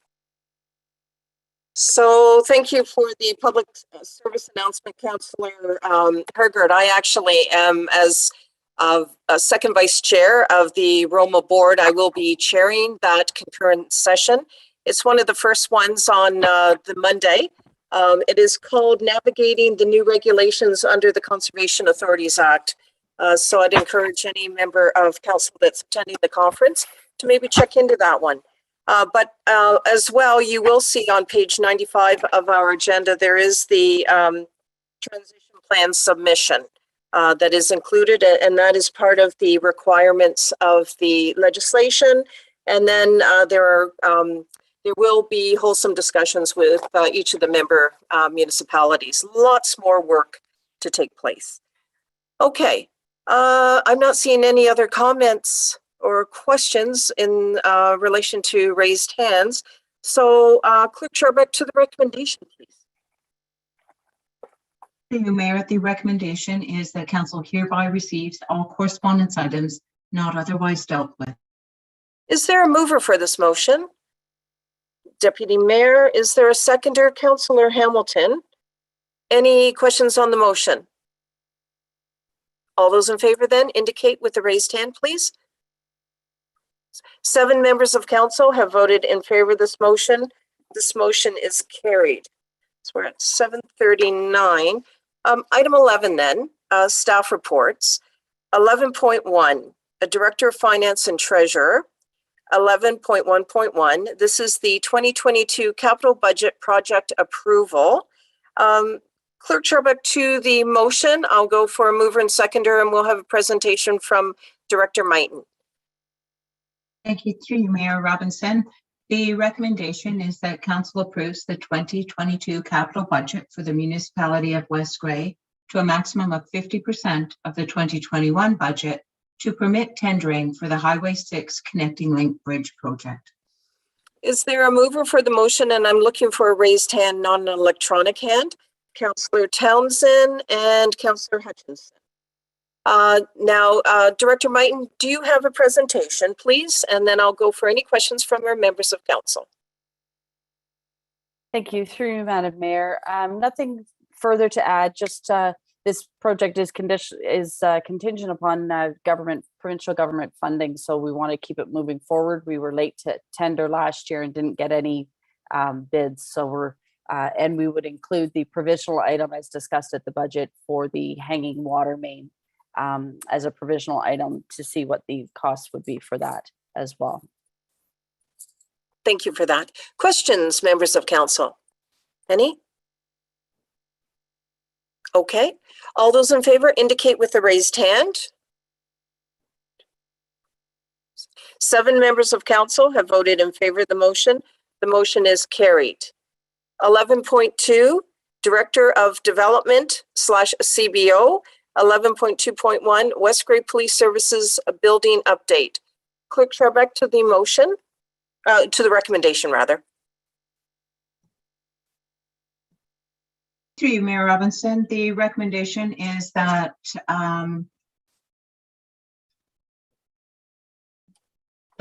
West Grey Council receive the report, West Grey Police Services Building Update. Is there a mover for this motion? Deputy Mayor, is there a seconder for this motion? Councillor Hutchinson.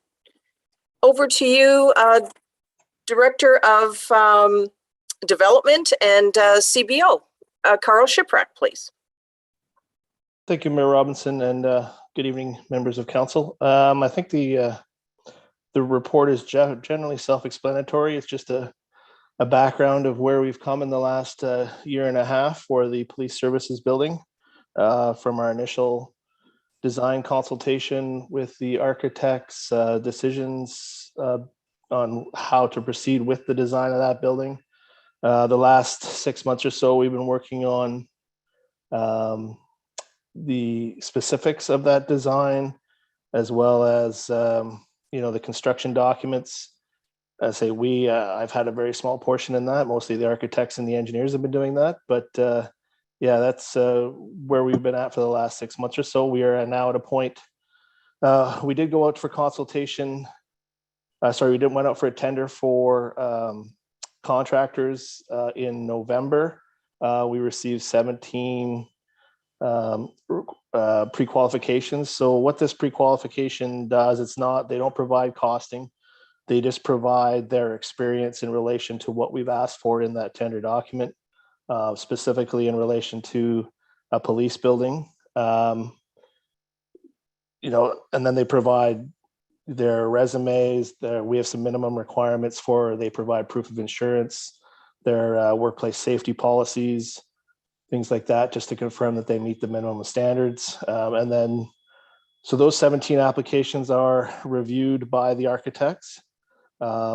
They split up into two groups. They individually reviewed all 17 applications. They both provided individual scoring for all 17 applications.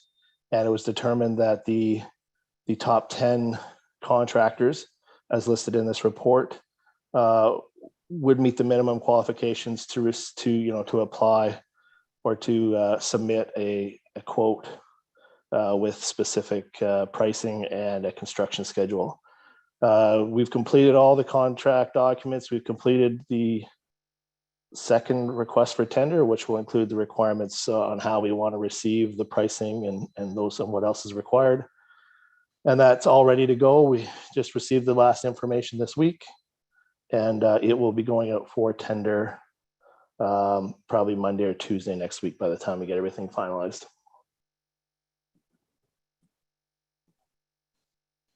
Will that complete your report, CBO Shiprook? Yes, I believe that's all the information I had. Any questions, I will be happy to answer. Very good, and thank you for the detail, not only in the written report, but in this presentation. With that, members of council, are there any questions of clarity with regard to the report and the presentation? Councillor Townsend? Thank you, Madam Mayor. Yeah, I think the report is pretty clear, but I think, as I mentioned earlier, Councillor Hutchinson had a very good idea about getting the other information regarding the services that come from surrounding areas, as well as the business plan.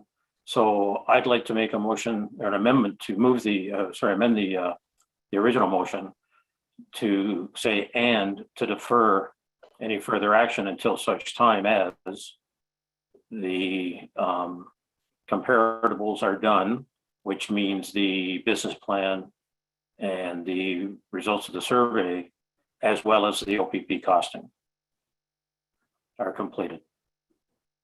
Okay, so we'll wait for Clerk Scharbeck to read back your motion, and I'll see if there's a seconder for it at that time.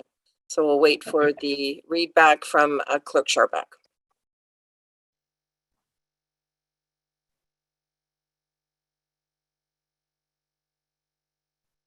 Hey, Mayor. Councillor Townsend, I'll just recap this. I think I'm missing a piece. That the main motion to receive the report for information be amended by adding and to defer any further action until comparables are done, meaning the business plan and the OPP costing. And the police, West Grey Police Services survey results are. So the business plan, the West Bay Police Service survey results, and the OPP costing. Do you mean defer action on the building? Yes, correct.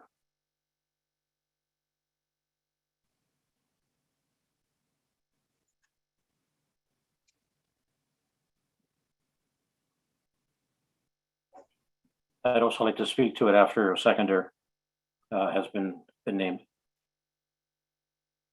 That's fine, but we'll have the clerk read it back and I'll get a seconder. And also Clerk Sharbuck, I'll be looking for a recorded vote on this, please.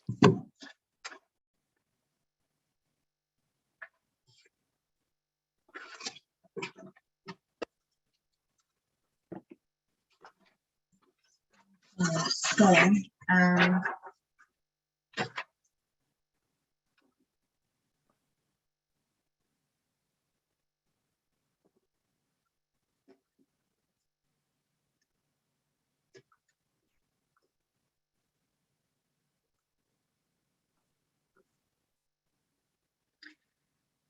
So at this time, I'll confirm with Councillor Townsend, moved by Councillor Townsend, that the main motion to receive the report, West Grey Police Service Building Update, be amended by adding and to defer any further action on the police services building until comparables are done, meaning the business plan, the West Grey Police Services survey results, and the OPP costing.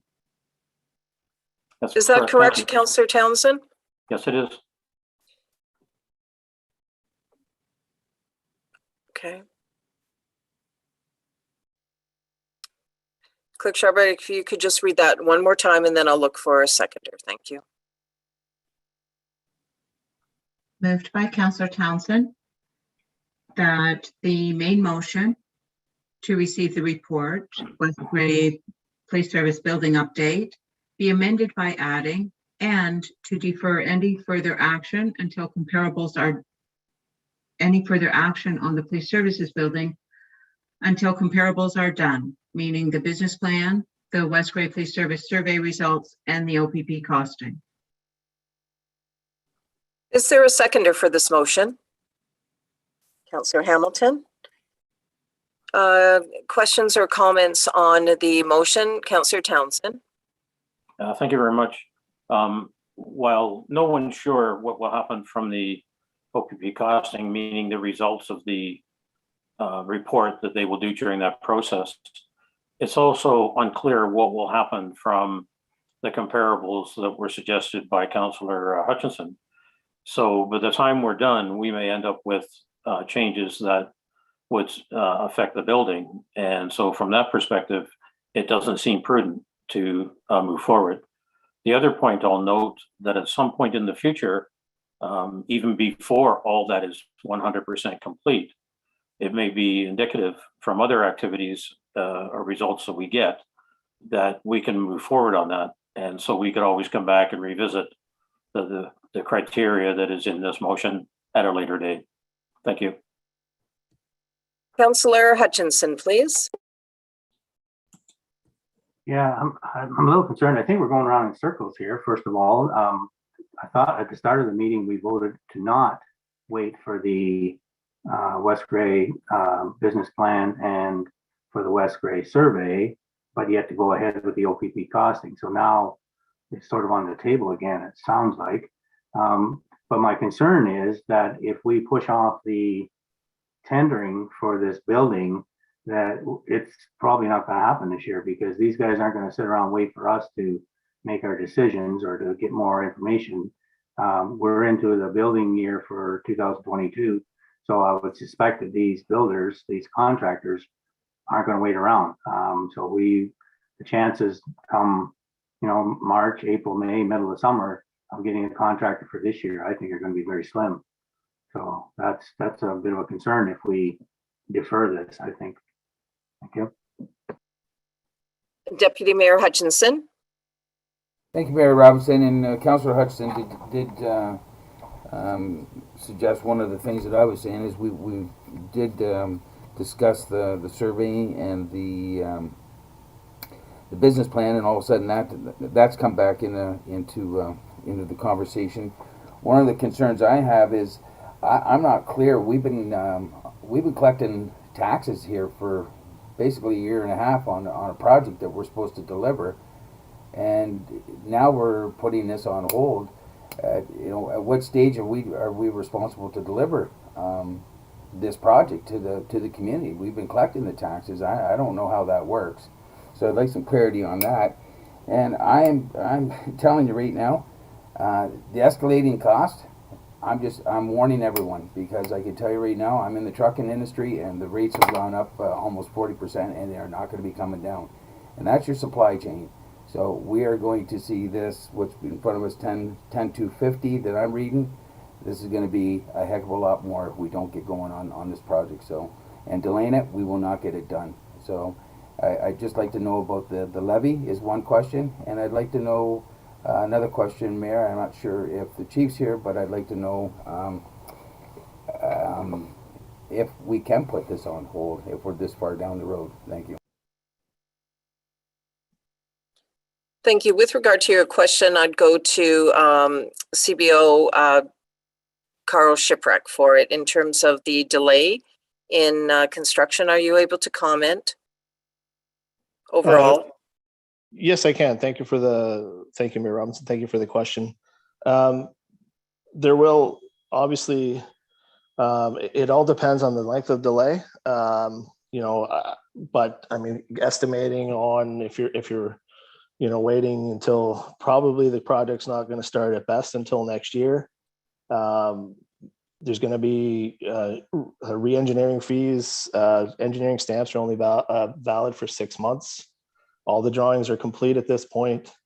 We will have to pay for all the drawings that we've done to date. All the work that's been done to date will all have to be paid for, and some of that would be recouped again, depending on whether we move forward in 2023 with the same building or whether we'd be moving to a new design. If we're looking at a new design, then that we'd have to pay that all over again. If we're reusing the same building, maybe the fees would be less.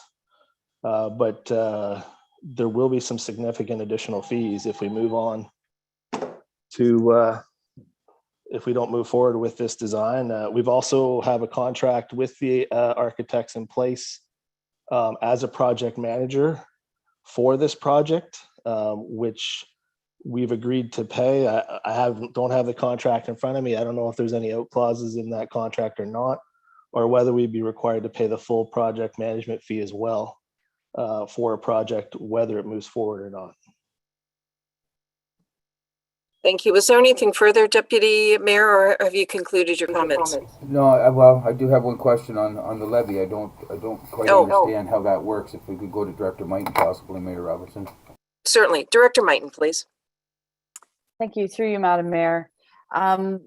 The portions of the levy that we've used towards the police building have been spent on the architect's fees and various engineering investigations. But the majority of the cost of this would be borrowed. It would be financed over the long term. So it would be future tax levies.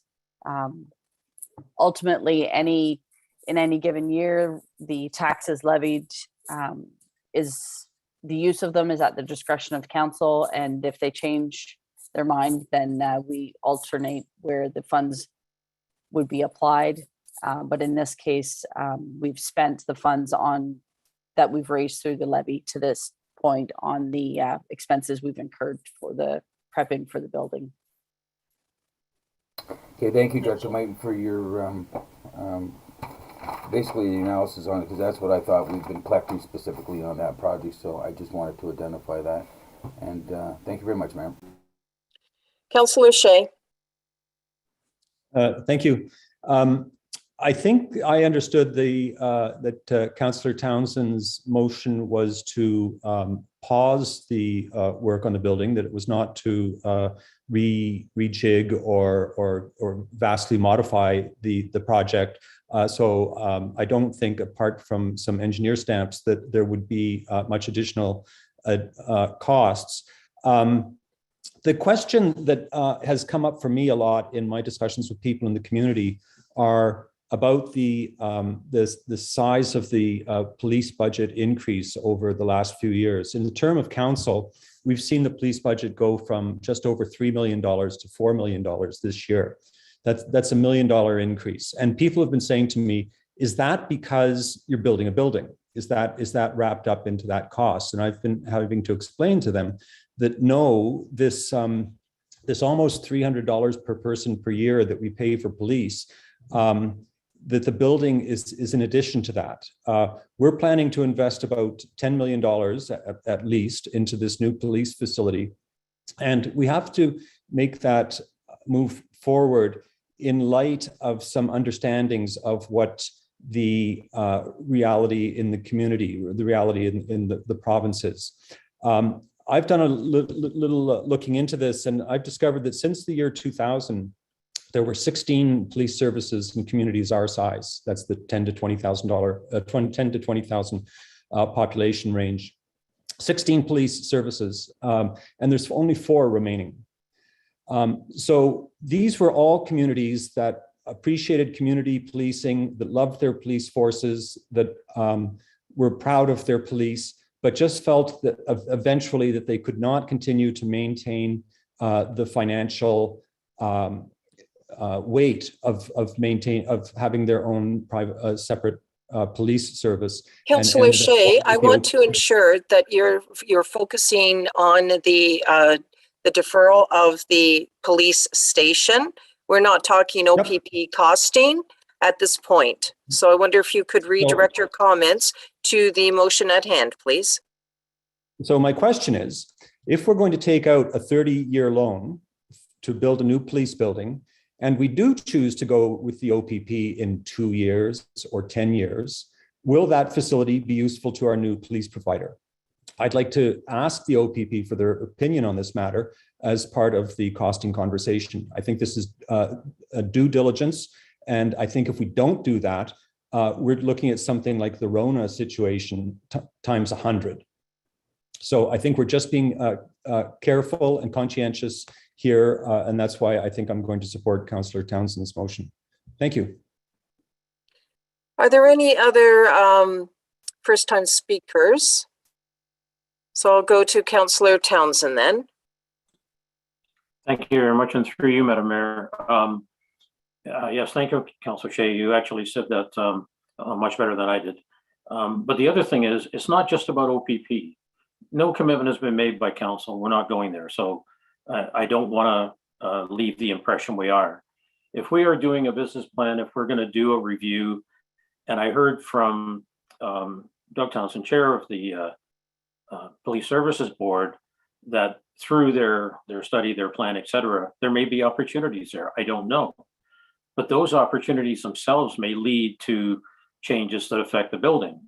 And that's why if we do it prior to that review, and had we done that a year ago when we asked for some assistance to do what we're doing now, then we wouldn't be in this position. But that doesn't mean you don't take a second chance at trying to figure out, do you have the right service level? Will you have the right number of people? Does the building fit? That's how it comes back to the building. And that's why this motion is very important, to make sure that we have that right, given Councillor Hutchinson's comments, having the chair of the police board say that there are activities that may lead to something you don't know. And we also have the OPP costing. So we now have 3 different activities that could affect that. And I think it would be irresponsible not to do that. Thank you. Is there anybody else that wishes to speak at this time? Deputy Mayor Hutchinson, and then Councillor Hutchinson. Thank you, Mayor Robinson. I still haven't, I'm still looking for my answer. I believe we spent $1 million on the land, over 200 on architectural fees that we've collected off the levy. We are collecting money for the levy to pay the loan. I'm not clear how we can collect money from our taxpayers in this municipality on a project that is now going to be put on hold, and we are still going to carry that debt load throughout 2022, because we probably won't have the OPP. And I'm not going to assume, I'm not saying this, so don't anybody come back to me, but it just could be into 2023 before all this is completed. I have no idea what that looks like. But how is it we can collect basically 2 years and maybe beyond that on the levy? I don't quite understand that. As a taxpayer, I'm not interested in just having the council go out and buy land for a project that's not happening. It's one thing to pay my share on a project that we're supposed to produce, and we're not doing it, is what's going on here. And saying it's on hold for 3, 4, 5 months, we can't say that, because first off, I don't believe that any builders are going to be sitting here waiting for us to make a decision, whether it's 6-7 months. They are getting busy now, and they are booking their year. So I'm unclear of that. I'm also very worried about the escalating cost that we're going to experience. And I think I'd like to know, the main thing I want to know is about how this dollars that we're collecting is not going to this project, because they were specifically collected for that. So if I get some clarity on that, please. Certainly. Director Mighton, are you able to respond to that inquiry? The moment the decision was made to purchase land, we need to continue to raise tax dollars to fund that land. What you use the land for will be decided by council. At the time when you purchase the land, the council had made the decision it would be for police services. But if we change the purpose for the land, we still have to pay back the loan that we have on that land. So we do still need those tax dollars to fund it. Anything further, Deputy? No, I appreciate that, Director Mighton. And again, going back to if this all takes beyond this year, so we basically, and just going with CBO Shipwreck has shared with us, basically we've spent another $200,000 that to me it sounds like it's going to expire, because everybody's thinking this is going to be done in 1 year. I don't believe it would be. I think it's going to be a lot longer than that. It's going to be into next year. So I think what we're looking at is $200,000 plus all the staff resources to go into it. So I'm certainly not going to support any of this. Thank you. Thank you. Councillor Hutchinson, please. Yeah, I'm thinking, I wish that we had this discussion 3 years ago. People aren't in favor of our local police force before we get into buying land and planning a building, and then all of a sudden kibosh the whole deal. So that's a very unfortunate. I think this we're third year of a 4-year term, and we're changing direction. The other thing I want to remind people of is that one of the reasons that we're building a police station is because the police station we have is not appropriate. The ministry has told us time and time again, years before this council was on, that our police station is not appropriate and it needs to be repaired, it needs to be fixed, or you need to move out. And we chose to do something about that. I'm not sure how we resolve that issue, especially if you're going to defer for a year or two and so on. So yeah, it's a bit of a dilemma, I'd say. Thank you. Is there anybody else that wishes to speak? Councillor Hamilton. Thank you, Mayor Robinson. And I know these are really difficult conversations. There's certainly conversations I don't take lightly. There are conversations that keep me up at night. And I know that there's a lot of big feelings around these conversations in the community. And it affects a lot of people. Why didn't we talk about this 3 years ago? Policing was $1 million less in 2018, almost $1 million less. It's been escalating. We're now at $4 million. The price of land was probably a little bit more than we all expected when we first went looking for land, but hey, it's a good investment. It's got good value. We bought the land before COVID, before the market boom. I'm not concerned about the land investment. Yes, we've invested in getting the building up to this process, but I'm thinking we can't just be so focused on the short term right now in this moment. I'm thinking long term. What's the cost of policing for the next 10 and 20 years, and can we afford it? And when I talk about affordability, I mean people's pocketbooks. Are people willing to pay and able to pay the rising cost of police services? Are we able to pay for all the other services that we provide in the municipality? Policing takes 30% of the pie this year. 30% of our budget will go directly to policing. Do we have enough finances left over to do all the other services that we provide in municipality? I'm also concerned affordability as we have more pressures on our budget. We have infrastructure that's aging. We have impacts of climate change. We have the water and sewer pressures in Durham. That's going to be hitting pocketbooks as well. So we're taking it in the context of affordability. The costs have risen dramatically. It's very appropriate, although awkward and difficult, to hit the pause button and assess where are we at, what are our options, let's move forward in confidence. And so for that reason, I will support pausing where we're at right now with the building. Thank you. Is there anyone else that wishes to comment at this time? Deputy Mayor, will you transfer the chair, or I'm transferring the chair over to you? And then Yes, I'd I'll like to take the speak. chair. And Mayor Robinson, did you call for a recorded vote? Yes, Just for my if I did, I am calling for a recorded vote, and I'd also like to speak. Okay, go ahead and speak, and then when you're done, I will go to the clerk. Thank you. Okay, I've listened to the members of council that spoke on this motion, and I've listened to the amending motion at hand. I'm not going to support the amending motion. And I do want to make it very clear that I'm very disappointed with the amending motion. I'm very disappointed that there's a deferral for a police station, the new construction of our police station that is badly needed in our community. This council started in 2019 with due diligence and looked at the commitment to this project, and throughout the process was committed to the project. And here's where we're at. I'm disappointed, and I certainly cannot support the motion or the wording that is contained in it. Our West Grey Police Service do an incredible service for our community, and there's a lot of mandated services that our police do that is essential for the growth and sustainment of our community. The police station is only part of that. The police service is so important to our West Grey community. It's helping our community thrive and prosper. And I really feel that this motion does not reflect the accolades that our community needs and that our West Grey police needs. I also want to say that due diligence along the way has been taken, and the timing to pause the project is just not appropriate at this time. So I respect everybody's comments, but I don't share your comments. Thank you. I'm completed my statement now, Deputy Mayor. Thank you, Mayor Robinson, and I will go to Clerk Scharbeck for the recorded vote as requested by Mayor Robinson. Thank you, through you, Deputy Mayor.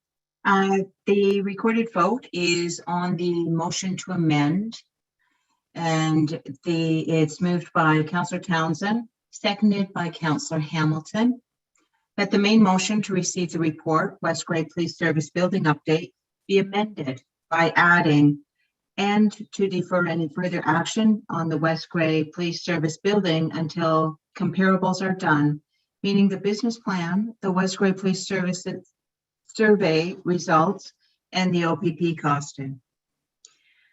Councillor Hergert, how do you vote? Councillor Hergert, yes. Mayor Robinson? Not in favor. Deputy Mayor Hutchinson? Not in favor. Councillor Hamilton? Yes. Councillor Hutchinson? Not in favor. Councillor Shea? Yes. Councillor Townsend? Councillor Townsend, yes. And that motion is carried. So we are now on to the main motion. Clerk Scharbeck, I'll be asking for a recorded vote on this as well, please.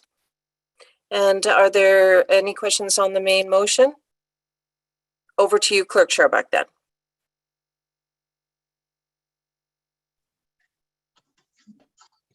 So, through you, Mayor, the main motion to receive the report was moved by Deputy Mayor Hutchinson and seconded by Councillor Doug Hutchinson.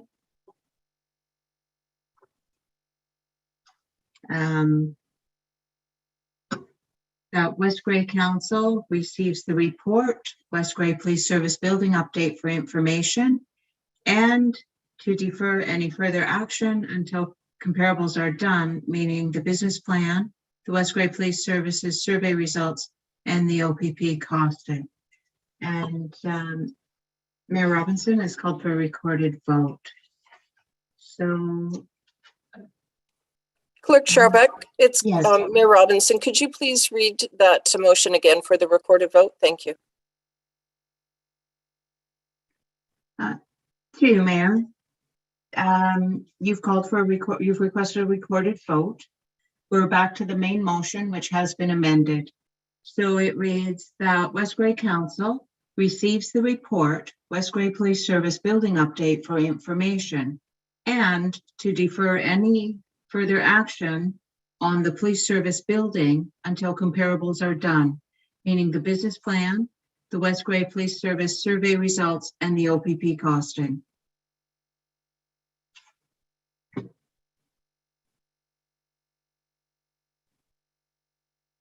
Is everybody good with that? Ready to do the vote? Okay. Deputy Mayor Hutchinson, how do you vote? Well, not in favor. Councillor Shea? Yes.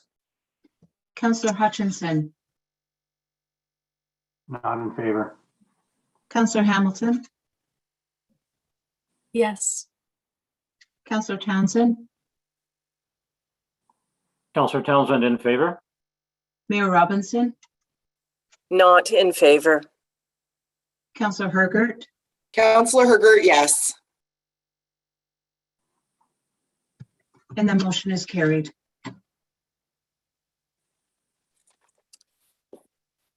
Okay, I'm wondering if we can take a break now, but before I do that, oh, Deputy Mayor, that was what your hand was up for. So let me just see what time it is. One moment. Members of council, should we take a, do you want a 10-minute break? And so at 20 after 8, we'll come back. Okay, 20 after 8, we'll come back and put your audio and video off, and we'll see you in 10 minutes.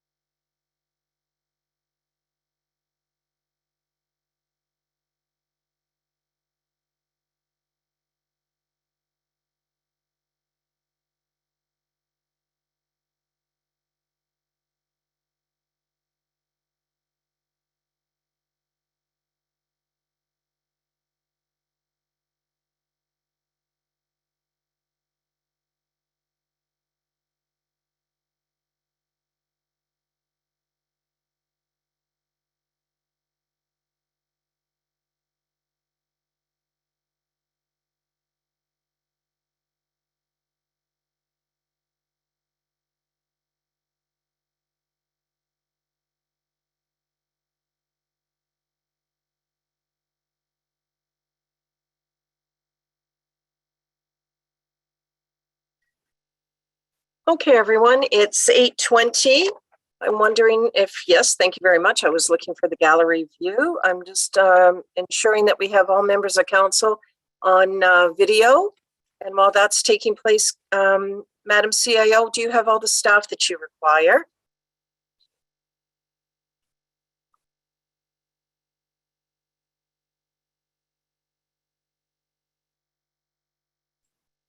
I'm not sure, Mayor Robinson. I see a few of them with their camera on.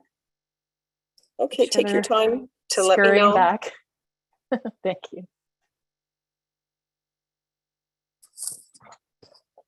I think we're, yeah, I think we're good from the staff end of things. Thank you. Okay, thank you. And I'm just looking to see if Councillor Shea, Councillor Hutchinson, and Councillor Hergert are back. Okay, Councillor Hutchinson, are you there? I'll give that one more minute then.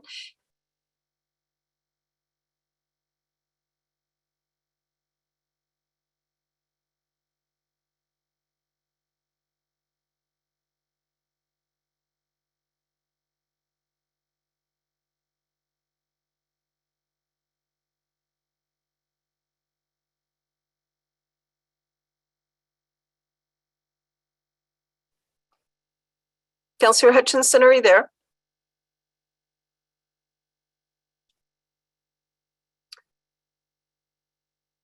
Madam CIO, can you just confirm, is Councillor Hutchinson still connected?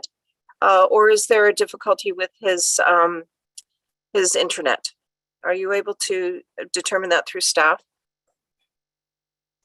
Mayor Robinson, perhaps Mr. Hewlett can advise. I would suspect Councillor Hutchinson's just making his way back to his computer. Corporate and Community Initiatives Officer, can you confirm that Councillor Hutchinson has internet there? And is he connected? If I may, through you, Mayor Robinson, Madam CAO was correct. Okay. From what I can see on my end, it appears as though Councillor Hutchinson is still connected. I would just assume he's probably making his way back. Okay, well, it's 8:22. We did say 8:20, so we do have a quorum. So let's continue on. So I'm calling our meeting back to order. Now we are on item 12, questions. In accordance with the West Grey procedural bylaw, members may request clarification or updates on previous agenda items. Members of council, is there any questions on this item? Seeing none. Oh, all right. Councillor Hergert. Thank you, Madam Mayor. I'm just looking forward to receiving the delegation information regarding insurance rates. That backgrounder maybe from our CAO, which I'm sure she has well in hand. Thank you. Okay, you're referring to the Roma conference delegation backgrounders. Those are being prepared and they will be circulated to all members of council, whether they are attending the virtual conference or not. And there are 2 backgrounders that will be circulated. Okay. Anything else, members of council? Madam Mayor. Yes. I was hopeful that we could just have our CAO give an update just on the general nature of what we're going to meet with the minister about. Madam CAO, do you have a brief synopsis for the 2 delegations? Excuse me. Yes, Madam Mayor, and thank you, Councillor Hergert, for the question. For the public's information as well, we have 2 meetings, but we actually have 3 topics that we're speaking to the province about. One, of course, is the escalating costs of insurance that all municipalities are facing. The other one is about asset management and to have a conversation with the province about, future support and making sure that everyone's asset management plans are current, up to date. Maybe there's some sort of granting programs to explore that. The other, so those 2 are with the Ministry of Municipal Affairs and Housing. The other meeting that we have is with the Ministry of the Environment, Conservation and Parks, and that's to talk about the future of rural landfill models and to explore opportunities, as well as public education, how we can manage, this is a very expensive service, and how do we mitigate that, landfill first mentality sometimes, and waste for waste aversion. So that's the theme. We will be, as the mayor mentioned, I'll be circulating the material to council by the end of the week. And this year, we're putting together a pretty fabulous slideshow for the minister because we're still virtual. So we thought that that would be, to have some extra visuals would be really engaging. Thank you, Madam CAO. Members of council, are there any other questions regarding item 12? Okay, not seeing any. Councillor Hutchinson is in the meeting now. Thank you very much. Item 13, bylaws. 13.1, bylaw 01-2022, borrowing bylaw for annual overdraft. Clerk Sharbuck, to the recommendation, please. Through Mayor Robinson, the recommendation is that bylaw 01-2022, being a bylaw authorizing the borrowing of money to meet current expenditures, be read a first, second, and third and final time. Is there a mover for this motion? Deputy Mayor, is there a seconder for this motion? Councillor Herbert, any questions with regard to the motion at hand? All those in favor indicate with a raised hand. 7 members of council have voted in favor of this motion. The motion is carried. 13.2, bylaw 02-2022, interim tax bylaw. Clerk Sharbuck, to the recommendation. Through Mayor, the recommendation is that bylaw 02-2022, being a bylaw to provide interim tax levies for the year 2022 for the municipality of West Grey, be read a first, second, and third and final time. Is there a mover for this motion? Councillor Hamilton, and a seconder, Councillor Hutchinson. Questions on the motion? All those in favor indicate with a raised hand. 7 members of council have voted in favor. That motion is carried. 13.3, bylaw 03-2022, Committee of Adjustment Appointment Bylaw. Clerk Sharbuck, to the recommendation. Through Mayor, the recommendation is that bylaw 03-2022, being a bylaw to appoint a committee of adjustment, be read a first, second, and third and final time. Is there a mover for this motion? Councillor Shea, is there a seconder for this motion? Councillor Hutchinson. Any questions on the motion? All those in favor indicate with a raised hand. 7 members of council voted in favor of the motion. The motion is carried. 13.4, bylaw 04-2022, zoning amendment 313807, Highway 6, concession 1 EGR, divisions 1 to 2, lot 21, part division 3, lot 21, township of Glenelg, Malchilchuk. Now, this was from the public meeting held yesterday. Clerk Sharbuck, to the recommendation, please. Point of personal privilege. Your personal privilege, please state. I need to step away for a minute or two. I'll be right back. Thank you, Councillor Shea. Clerk Sharbuck, to the recommendation at hand.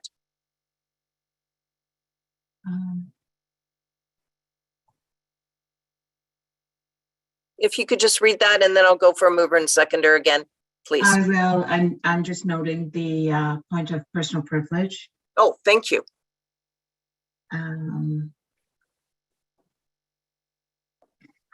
And the recommendation for item 13.4 is that bylaw 04-2022, being a bylaw to amend zoning bylaw 37/2006 for property known as 313807 Highway 6, concession 1 EGR, divisions 1 to 3, lot 21, part division 3, lot 21, township of Glenelg, be read a first, second, and third and final time. Is there a mover for this motion? Councillor Hergert. Is there a seconder? Councillor Townsend. Any questions on the motion? Seeing none, all those in favor indicate with a raised hand. 6 members of council have voted in favor of the motion. The motion is carried. 13.5, bylaw 05-2022, zoning amendment 221 Bruce Street South, registered plan 500, part lots 6 and 7, town of Durham, McNabb in brackets. Clerk Sharbuck, to the recommendation, please. Through you, Mayor, the recommendation is that bylaw 05-2022, being a bylaw to amend zoning bylaw 37-2006 for property known as 221 Bruce Street South, registered plan 500, part lot 6 and 7, Town of Durham, be read a first, second, and third and final time. This was from the public meeting held yesterday. Is there a mover for this motion? Deputy Mayor, is there a seconder for this motion? Councillor Herger. Questions? All those in favor indicate with a raised hand. 6 members of council have voted in favor of the motion. The motion is carried. 13.6, bylaw 06-2022, zoning amendment 394771, concession 2 EGR, part lot 16 to 17, concession 2 to 3, EGR, Township of Glenelg, in brackets Miller. This is from the public meeting held yesterday. Clerk Charbeck to the recommendation, please. Through Mayor Robinson, the recommendation is that bylaw 06-2022, being a bylaw to amend zoning bylaw 37-2006 for property known as 394771, concession 2 EGR, part lot 16 to 17, concession 2 to 3 EGR, Township of Glenelg, be read a first, second, and third and final time. Is there a mover for this motion? And I'm going with raised hands, not electronic hands. Councillor Hamilton, and a seconder, Councillor Townsend. Questions to the motion? Councillor Hutchinson. Yeah, I believe this is the one that we had a late letter regarding the neighbors being concerned with the sensitive nature of the property. And I believe during our meeting, there was a holding symbol put on this property that there would have to be an environmental impact study done if there is any development on the property. Am I correct? I think I got the right property. Well, let's go right to Planner Spencer, please. Thank you. And through you, Madam Mayor, that is correct, that there is a holding provision that will prevent development of the property in future going forward as a result of the holding provision, which is not time sensitive, and in absolution that will remain there, and until they do. Again, we have to remember this is a lot addition that was approved by provisional consent through Committee of Adjustment. And so that is in, it's not going away. It's not time sensitive. It's not 2 years. It's not 3 years. It is permanent on the property until they do those studies. I am happy to clarify further. Thank you. All right. So if I may, Madam Mayor. Yep, please go ahead. So I think understanding the nature of the property and that the holding symbol really does force them to do an environmental impact study if anything's going to happen on a property. And it sounds like there's a small opportunity maybe for housing or whatever, but I don't believe that there's that big a threat, given that the environmental impact study has to be done before anything really could happen there. And so I think that would prevent any serious issues down the road. Thank you. Okay, Councillor Hergert. Yes, thank you. My comments do mirror Councillor Hutchison's comments. We did receive the correspondence today, so thank you for the members of the public that sent their concerns forward. But I am satisfied that the holding symbol does mean that if there is any future development, there's a process to undertake for removal of that holding symbol. So I'm comforted by the process to remove that, and for that reason, I will be voting in favor of this. Thank you. Are there any other questions from members of council? Councillor Townsend? Thank you. Through you, Madam Mayor. There was a presence by the people that did write that correspondence. And I think the dialogue between them and Planner Spencer, at the end of the meeting, they were happy that that would protect them the way they needed to be. And in addition, they would get notice of anything coming. So again, I wanted to comment that even though the communication hadn't been presented at the meeting to the committee. It was discussed, and the people that had written it were satisfied in the end. Thank you. Are there any other comments? Councillor Hutchinson. One item that did come up that I was a little bit concerned about is they were complaining that some of the local landowners did not receive notification, and that some of the postings on the property weren't done. So could we have our staff follow up on just to see, hopefully that wasn't on our end, that there was something happened there, but just to make sure that letters were sent out. And it sounded like Planner Spencer did mention that letters supposedly were sent out, but it seemed funny that a number of people didn't get letters, and maybe the signage wasn't where it should be. But anyways, I just wondered if we could do a little follow up on that just to satisfy our public. Planner Spencer, do you have a comment at this time? Thank you. And through you, Madam Mayor, I will respond on this comment. I did verify that the individuals that claimed they did not have notice were definitely on the mailing list for both the consent and the zoning bylaw amendment.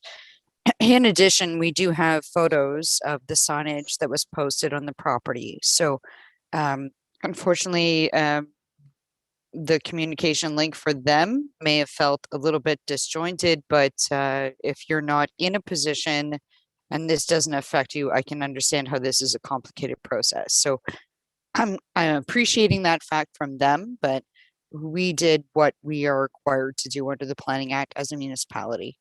And if there's more clarification required, I'm appreciated to speak to that further. Thank you. No, I think you've provided that clarification. Thank you. Is there any other comments with regard to the motion at hand? Clerk Sharbutt, could you please read the motion one more time, and then I will call the vote.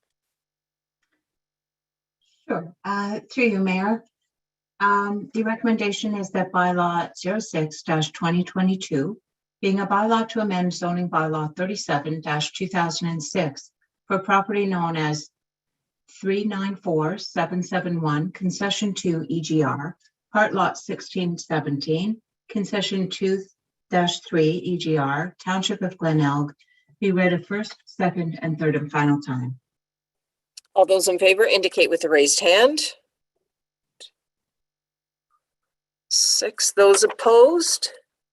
6 members of council have voted in favor of the motion. The motion is carried, and I note that Councillor Shea has returned to the meeting now. 13.7, bylaw 07-2022, site plan control -421763, concession 6 NDR, concession 7, part lots 18 and 19, Township of Bentic, and in brackets Stryker. Clerk Sharbutt to the recommendation, please. Through Mayor, the recommendation is that bylaw 07-2022, being a bylaw to authorize entry into a site plan control agreement, be read a first, second, and third and final time. Is there a mover for this motion? Deputy Mayor, is there a seconder for this motion? Councillor Hergert, any questions, members of council? All those in favor then indicate with a raised hand. 7 members of council have voted in favor of this motion. This motion is carried. 13.8, bylaw 08-2022, confirming the proceedings of council. Clerk Sharbutt to the recommendation, please. Mayor, the recommendation is that bylaw 08-2022, being a bylaw to confirm the proceedings of council, be read a first, second, and third and final time. Is there a mover for this motion? Councillor Shea. Is there a seconder? Councillor Hutchinson. Questions? All those in favor indicate with a raised hand. 2, 3. 7 members of council have voted in favor of this motion. The motion is carried. Item 14, new business. That is an NA for this particular agenda. Item 15 is announcements. In accordance with the West Grey procedural bylaw, comments are not debatable, nor shall they introduce new business. Comments shall be limited to 5 minutes per member. So I'll start things off.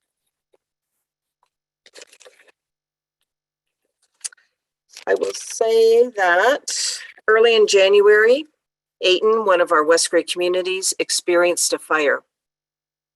I wish to extend a heartfelt thank you to Fire Chief Phil Schwartz and the West Grey firefighters, the Elmwood firefighters and Chief Wayne McLeod, Police Chief Rob Martin and the West Grey Police Service, Kevin McNabb and the Grey County Paramedic Services, Barb Feedy and Grey County Social Services, Anne-Marie Shaw and Grey County Housing, Victim Services, Red Cross, and the community partners, as well as the firefighters from neighboring fire departments. Your service is very much appreciated.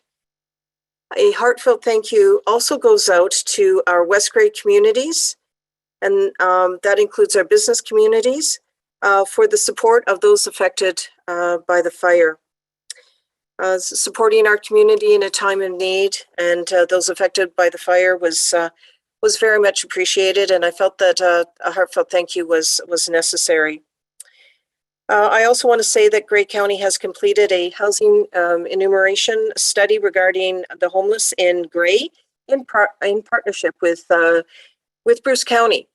Certainly, it's worth reading the results of that survey, and you could find that on greycounty.ca. That's the information I have at this point. Are there any other announcements, members of council? Councillor Townsend.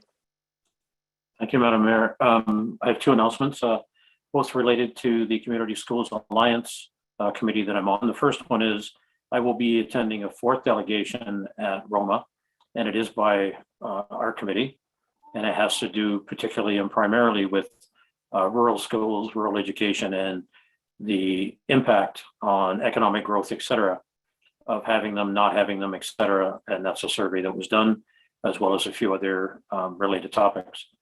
The second one is that there is an education symposium on February 3rd. I think all the council has received that, so you know it's out there.